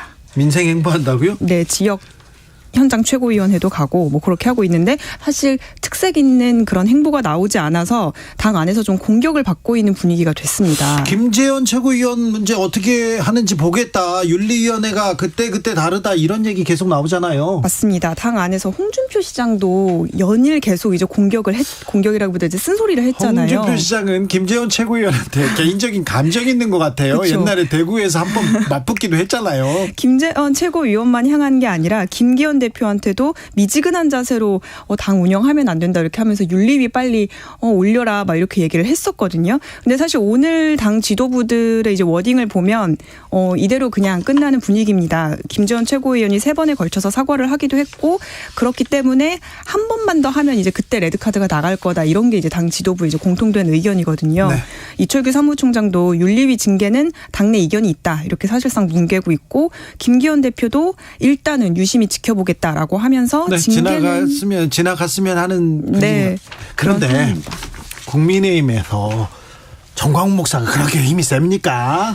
이 정광훈 목사 표라는 얘기가 많이 있잖아요. 그렇죠. 네. 그분이 대의원 그리고 당원들을 맞아요. 많이 데리고 있다 이런 얘기가 계속 있어요. 네, 그래서 이제 그분 이게 설교할 때 돈 내고 당원 가입하라고 계속 얘기하시거든요. 네, 그리고 그 문재인 정부 때는 굉장히 좀 날선 발언을 해가지고 막 극우층을 막 이렇게 결집시키고 막 그런 얘기도 했었잖아요.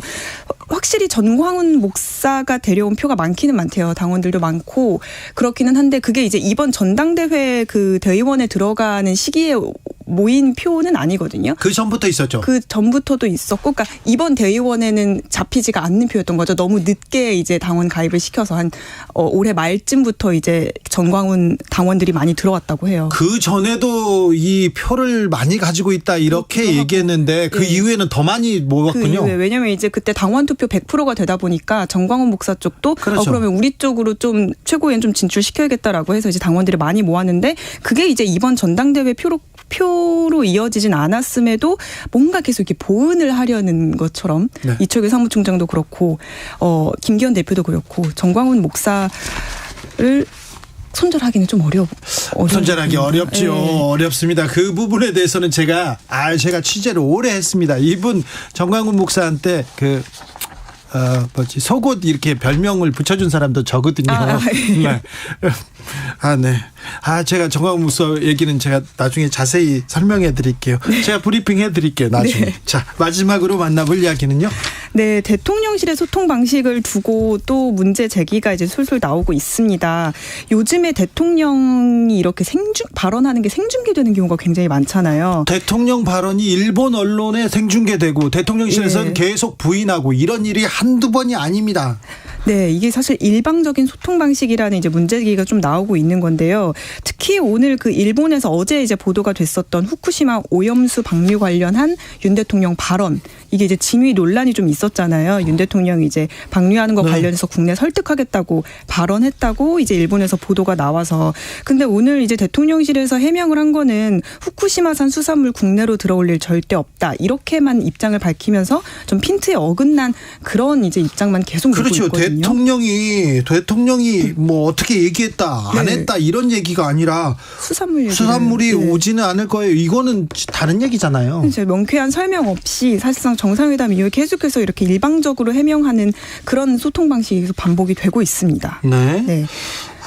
그런데 발언 계속 나옵니다. 네. 비상경제민생회의, 국무회의 이런 거 대통령 발언으로 계속 생중계가 되고 있고요. 특히 정상회담 이후에 했었던 그 국무회의 발언은 23분이나 모두 발언을 해서 엄청 길게 한 걸로 이제 뉴스가 됐었는데, 이때도 사실 국내에서 그 부정적인 여론이 있는 강제동원 피해 당사자 피해 해법이라든지 이런 거에 대한 설명은 전혀 하지 않고 비판 여론에 대해서 이제 정치적 의도가 있다, 이런 식으로만 이제 얘기를 해서 일방적으로만 계속 소통을 하고 있구나, 이런 비판이 계속 나오고 있는 겁니다. 그런데 대통령의 이런 그 발언이 정제되지 않은 발언이 이렇게 생중계되면서 수십 차례 사과했다 이런 얘기는 국민 감성을 건드려 없고요. 그리고 또 반감이 있는 경우도 한두 번이 아닌데 여기에 대해서 대통령실에서 좀 방법을 내야 되는 거 아닌가요? 대책 내야 되는 거 아닙니까? 그래서 이 국민의힘 여당 안에서도 꾸준히 나오고 있는 게,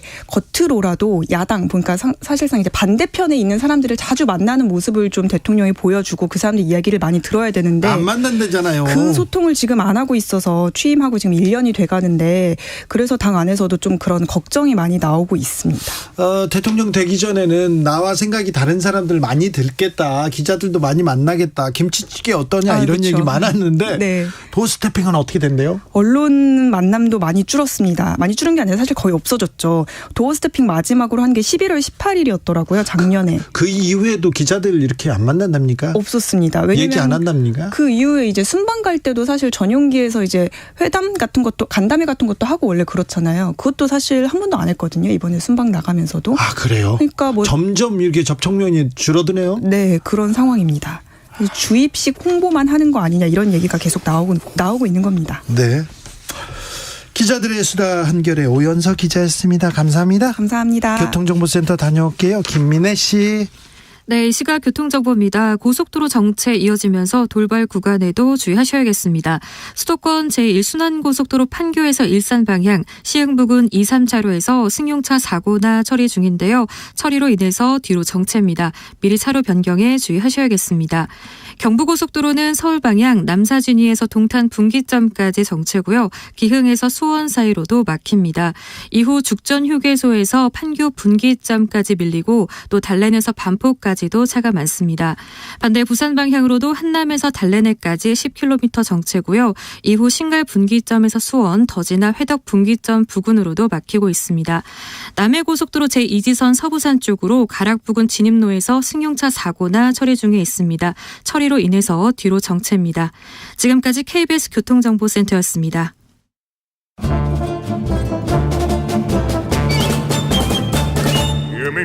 여기도 뉴스 저기도 뉴스 빡빡한 시사 뉴스 속에서 가슴이 답답할 때 뇌 휴식을 드리는 시간입니다.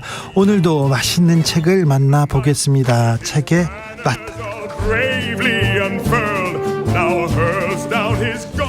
김갑수 평론가 어서 오세요. 안녕하세요. 정선태 교수님 어서 오세요. 네, 안녕하세요.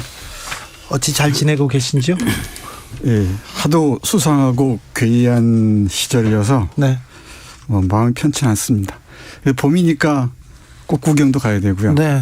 걸어야죠. 네, 산책도 해야 되고. 네. 하염없이 걷습니다. 저는 강아지 산책길에 그 터널처럼 벚꽃 확 펴 있어서 며칠 동안은 정말 정신없더라고요. 네. 그래요? 지금 지금 걸어야 됩니다. 네. 미세먼지는 있고 황사가 왔지만 그래도 우리의 산책을 막아서는 안 되는데. 네. 산울림의 노래 그래 걷자 들으면서 하루 종일 걸어도 시간 가는 줄 모르겠어요. 그렇습니까? 오늘은 어떤 책 읽어볼까요? 네, 오늘은 우리 김갑수 선생님께서 고른 책입니다. 네. 그 철학자 김진영의 마음일기. 네. 조용한 날들의 기록입니다. 조용한 날들의 기록. 철학자 김진영의 책입니다. 저는 이별의 푸가 너무 잘 읽었습니다. 네. 아침의 피아노. 네. 너무 훌륭하죠. 일단 이 책에 대한 간략한 소개와 네. 저자 얘기를 조금 더 할 필요가 있는 것 같은데 네. 사람이 그 죽음을 앞두고 네. 특히 이제 암 같은 경우에 병상에서 이렇게 한 줄 한 줄 기록을 남기는 게 있어요. 네. 이 시간에도 소개한 적이 있는데 몇 해 전 그 이여령 선생님 얘기했죠. 눈물 한 방울 네. 굉장히 많은 울림을 줬는데 그 전에 또 그 김현 교수 평론가 김현 교수도 똑같이 암으로 돌아가시는데 그 침상 기록이 있는데 김진영 선생도 마찬가지였어요. 이게 오늘 소개해드린 책이 바로 그겁니다. 철학자 김진영 교수도 2010년부터 16년까지죠. 네. 6년 동안 그 암투병을 하면서 그 아포리즘이라고도 표현하고 그냥 줄글이라고 해도 돼요. 그러니까 시가 아닌 산문이나 짧게 울림이 있는 글을 쓰는 것. 우리말로는 잠언이라고 하는데 네. 잠언으로 설명될 수 있는 한 귀절 한 귀절들을 남겨놨는데 사실 이분이 뭐 꽤 이제 깊이 있는 철학자 요소도 있기도 하겠지만 네.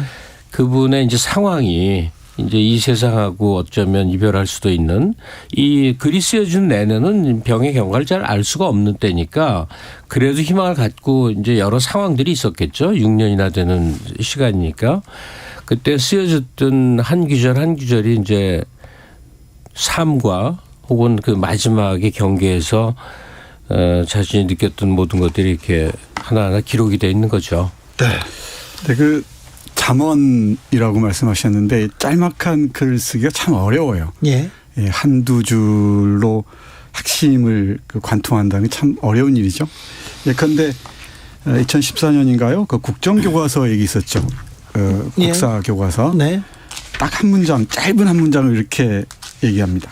교과서 국정화는 또 다른 식의 계엄령이다. 또 이런 문장들도 있어요. 짤막한 글입니다. 사랑이 없는데 무슨 정치가 있나라고 썼었다. 자리를 바꾸어 쓰자. 정치가 없는데 무슨 사랑이 있겠는가. 네. 울림이 아주 깊죠. 그렇죠. 이런 짤막한 문장들이 우리가 전하는 깊이. 네. 그걸 헤아리면서 한 문장 한 문장 읽다 보면은 뭐 아주 놀라운 충격에 과거에 우리나라에 이런 유의 책들이 꽤 유행을 한 적이 있었어요. 저도 기억이 나는 게 있는데 니체하고 하여튼 책 제목이 괴로움의 위안을 꿈꾸는 너희들아 해서 헬만 에세 귀절들을 이렇게 쭉 모아서 지금 오늘 소개해드리는 책을 포함해서 이런 책들은 앞에서부터 페이지별로 쭉 읽어나갈 필요가 없이 그냥 펼쳐지죠. 네. 아무 데서나 이렇게 들어가는 거죠. 특별히 이분이 투병 생활을 했습니다. 그래서 죽음에 대한 깊은 그 고민이 있었어요. 그래서 이별, 그리고 이별을 얘기하기 때문에 사랑에 대한 얘기도 짧은 글이 가슴에 그냥 와닿습니다. 그래서 그렇게 뭐 인생 얘기가 아니고 그냥 사랑 얘기로 이렇게 보셔도 좋아요. 모든 것들이 떠나도 사랑의 마음이라는 뗏목만 있으면 나는 어디로도 곧 도착하지 않겠는가, 이런 얘기도 있고요. 그래서요, 네, 많은 생각을 던져줍니다. 시다 이런 생각도 많이 했어요. 근데 이 저자 김진영 교수를 저는 개인적으로는 몰라요. 유튜브를 통해서 이분 강의는 좀 이제 접하고 그랬었지만, 근데 그 우리나라에서 전개됐던 하나의 정신사적 흐름의 한 상징 같은 존재여서 좀 얘기를 드리겠는데. 네. 그 한국이 완전 시골이었던 60년대에는 그 전혜린이라는 그 이제 교수 작가가 독일에 유학을 하면서 썼던 글이 한국 청소년들은 다 읽었었어요. 네. 그 독일 가스 등의 추억을 가보지도 않고 다 느꼈어요. 네. 그러다가 70년대 어느 시점 이후, 그리고 80년대 접어들면서 유학의 길이 열렸어요. 드디어. 네. 한국인들도 유학을 간 게 그때 대거 독일을 갔습니다. 네. 그때 경양식집 가스등 많았고요. 네. 그리고 독일 유학 많았습니다. 그럼 너나 없이 독일을 간 게 그 뭐 몇 가지 향수들. 그러니까 대학 신입생 때는 우리가 사회과학 공부라고 해서 막시즘에 기반한 그런 이 스터디가 많았고, 뭐 그것이 연결돼서 앞날에 내 인생이 어떻게 하면 잘 풀릴까 하는 현실적인 생각은 전혀 무관하게 무언가 배움에 대한 동경이 독일적으로 미쳤어요. 제 주위에도 무척 많습니다. 그래요. 독일 가면 또 저 기간이 한 10년 걸리거든요.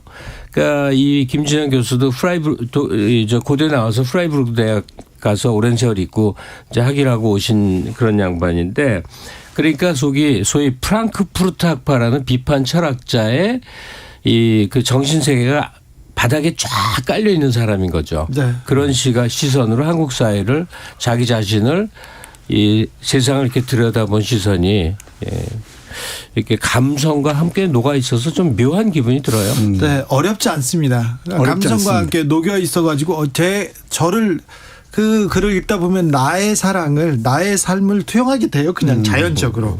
자, 책으로 한번 들어가 볼까요? 그 전에 이게 일기잖아요. 네, 네. 그러니까 일기니까 그 일기를 쓴 사람의 내면 풍경이랄까? 네. 이걸 들여다볼 수 있어요. 그러니까 네. 비밀을 읽어내는 것처럼. 네. 그러다 보면은 금방 말씀하셨듯이 이분이 어떤 책을 읽었는가, 어떤 그 작가를 좋아했는가, 네. 또는 어떤 음악을 들었는가, 어떤 영화를 봤는가, 이걸 쭉 알 수 있단 말이에요. 어려운 사람 책 많이 읽었어요. 네. 근데 또 개인적으로는 많이 병도 앓고, 네. 그러면서도 술을 끊지 못했던 것 같고, 담배를 이렇게 좋아했고. 잠깐, 근데 우리 말하다 보니까 책 제목을 말 안 한 거 있죠? 했습니다. 했어요? 네. 조용한 날들의 기록. 그리고 네. 강아지를 이렇게 좋아했던 것 같아요. 네. 제 좋아하는 작가를 보니까 프루스트 계속 나옵니다. 좋아했던 네. 것 같고요. 잃어버린 시간 찾아서. 네.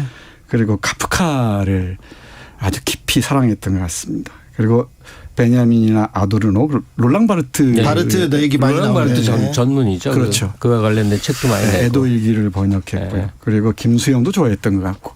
그리고 짤막한 잠언으로 유명한 프랑스의 작가 에밀 시오랑이 있는데, 후반부로 갈수록 에밀 시오랑의 인용 빈도 수다도 높아집니다. 네. 그래서 이 김진영 이 작가의 어떤 교수의 내면에 깃들었던 작가들. 네.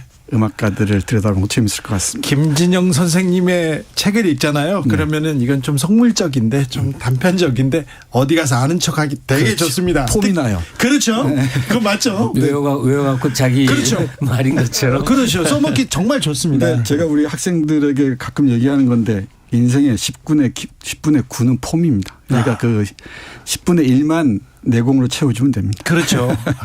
그 많은 사람들의 책을 읽었어요. 네. 자기를 학대하듯이. 네. 근데 또 읽다 보면 쓰는 것도 필요하잖아요. 우리 네. 읽기만 하는가. 예. 그래서 글쓰기와 선물 주기라는 짤막한 글 소개해드리겠습니다. 예. 2015년 8월 어느 날 일기입니다. 네.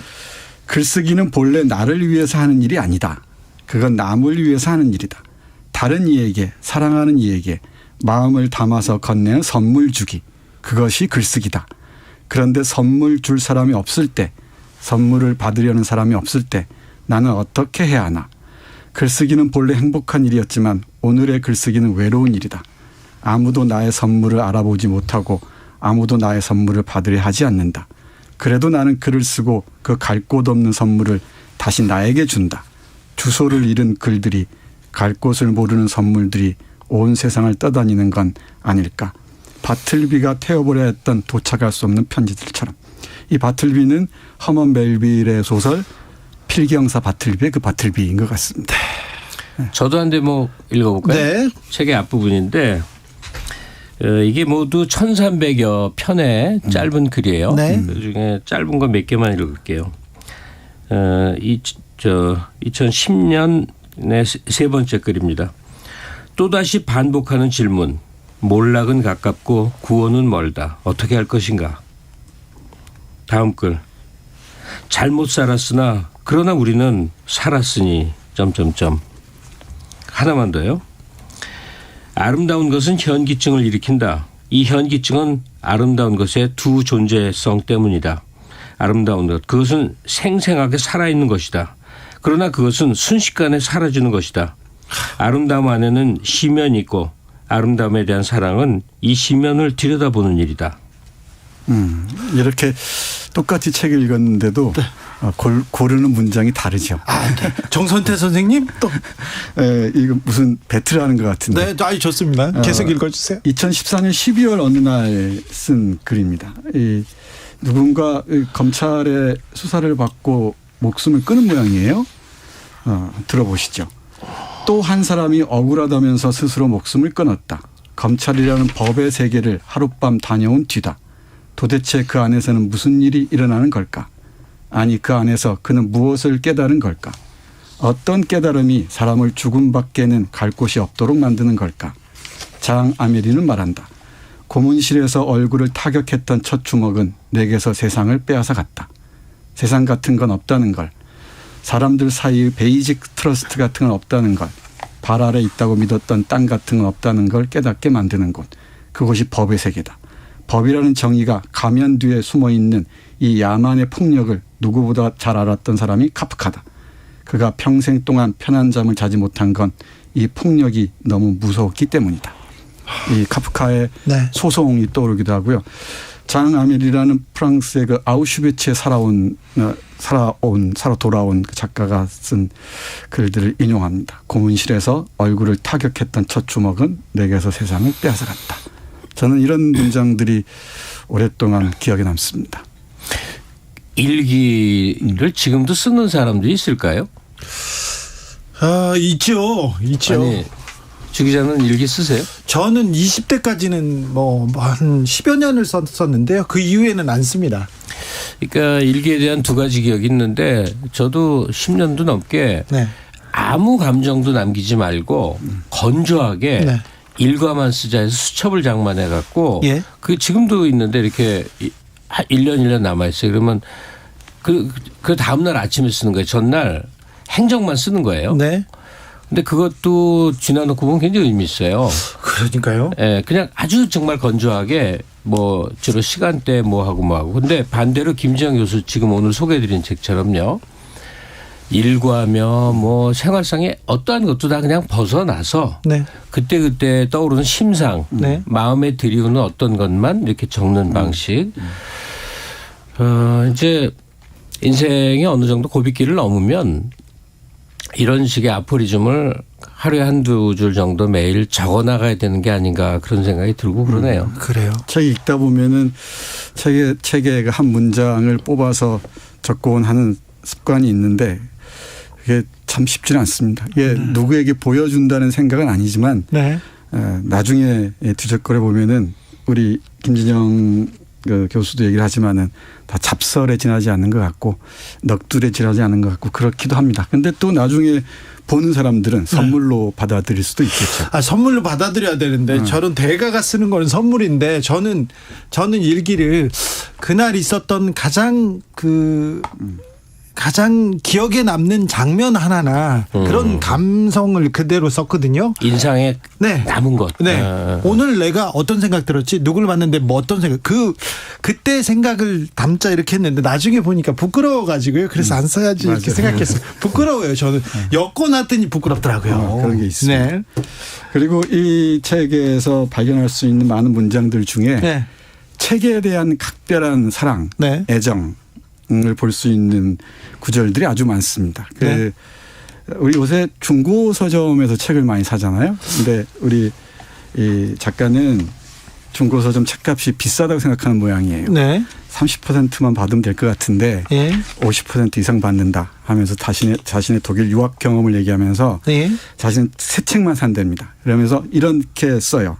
한번 음미해 보시죠. 하지만 어떤 특별한 서적의 경우에는 심지어 점심을 대충 때우더라도 나는 절대로 중고품을 사지 않았다. 그건 반드시 신품이어야 했다. 주문했던 책을 찾은 다음 내가 좋아하는 슈미트 카페의 2층 두 번째 창가 테이블에 앉아서 진하고 뜨거운 커피 냄새를 맡으며 책의 비닐 포장을 천천히 벗기면 안에 간직되었다가 자기를 처음으로 열어주는 나의 몸 안으로 들어와 세포 곳곳으로 스며들고 번져가던 그 활자의 냄새를 나는 너무도 애착했기 때문이다. 그리고 그럴 때 나는 그 접촉감과 냄새를 위해서라면 모든 것을 버릴 수 있을 것만 같았고 그런 깊고도 놀라운 기쁨 안에서 사랑이 무엇인지를 매번 새롭게 깨닫곤 했었다. 전 밑줄 2번 그었습니다. 그러니까 이게 꽤 두꺼운 책인데 네, 700페이지 넘습니다. 이 정선태 교수가 이제 뽑아낸 대목들을 보면 이 저자의 의식, 뭐 관념 이런 측면에 이제 치우쳐 있어요. 근데 제 경우는 이 저자가 갖고 있는 감성에 자꾸 주목을 하게 되는 다르다니까요. 거예요. 저도 하나만 마지막으로 읽을게요. 맨 돌아가기 얼마 전이죠. 맨 마지막에서 두 번째, 세 번째 하는 글인데 수족관 안의 은빛 물고기는 화를 내지 않는다. 미치지도 않는다. 다만 부드럽고도 부드럽게 유영을 한다. 세상은 우리를 위한 것이 아니다. 우리가 만들지도 않은 그 세상으로 우리는 내던져질 뿐. 하지만 그 세상 안에서 우리는 또 하나의 세상을 꿈꾸고 만든다. 그것이 삶이고 현실이다. 공감이 가요. 정정해야 될 것 같은데 돌아가시기 직전이 아니고 이거 2016년까지입니다. 그러니까 2018년에 세상을 떠났으니까. 아니 그 마지막에는 아마 글을 쓸 수 없는 상황이었겠죠. 마지막에 글을 쓸 수 없는 상황에 쓴 게 이별의 푸가 아닌가요? 그렇죠. 돌아가시기 아침의 피아노하고 이별의 푸가. 선망이 와서 돌아가시기 며칠 전까지는 글을 쓰셨다고 하니 끝까지 이렇게 한자 한자 남겼는데요. 네. 어렵지 않고요. 그리고 또 뭐라고 해야 되나요? 내가 보지 못한 거, 느끼지 못한 거, 내 똑같은 생각이었어. 맞아요. 이걸 이렇게 정리해 줍니다. 그래서, 네, 너무 이렇게. 부딪히는 지점이 많아요. 네. 제가 한 문장 더 읽어드릴까요? 우리 김 선생님 또 뭘 하실지 모르겠는데. 이 프루스트의 전집을 독일어 보는 산 모양이에요. 네. 그걸 사놓고 이제 얘기하는 겁니다. 네. 좋아서? 네, 잃어버린 시간을 찾아서 아주 길잖아요. 네. 그걸 전집을 사놓고서 이런 생각에 잠깁니다. 네. 이제부터 짬을 내어 조금씩 프루스트를 읽기 시작하면 얼마나 오랜 시간이 필요할까. 그럴 힘이 남아있는 한 나는 이 작품을 완성하는 일을 멈추지 않을 것이다 라는 마지막 문장에 도착하기에 내게 남은 시간이 충분할까. 7권의 자주색 책들이 옹골찬 치열처럼 들어있는 전집 카세트를 보니 허허 웃음이 나온다. 그런데 다시 생각해보면 프루스트 전집을 굳이 새로 마련한 정작의 까닭은 더 사소한 곳에 더 깊은 곳에 있는 것 같다.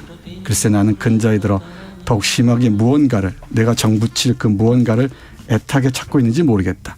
내가 애착할 수 있는 나를 꼭 메어 놓을 수 있는 그 무언가를. 절절하게 와닿습니다. 이 외롭고 고독하고 헤매는 사람들에게는 많은 힘이 될 그런 문장입니다. 네. 책에 기댈 수 있다는 것 참 의미 있는 일이죠. 네, 사랑하면 그를 알아가는 게 아니라 나를 알아간다 이런 얘기를 하셨어요. 내가 사랑을 얻기 위해서 어떤 일을까지 한다면서 그런 얘기했습니다. 사랑에 빠진 사람은 문맹이 된다. 그러면서 모든 걸 읽으려 한다. 이런 얘기도 하셨는데 네. 김진영 선생의 조용한 날들의 기록, 김갑수 선생의 추천으로 잘 읽었습니다. 오늘 감사합니다. 네, 고맙습니다. 정선태 선생님이 추천하신 산울림의 글에 걷자 들으면서 오늘 주진우 라이브 여기서 인사드립니다. 봄에는 걸어야죠. 봄밤에는 걸어야죠. 네. 저는 내일 오후 5시 5분에 돌아오겠습니다. 지금까지 주진우였습니다. 감사합니다.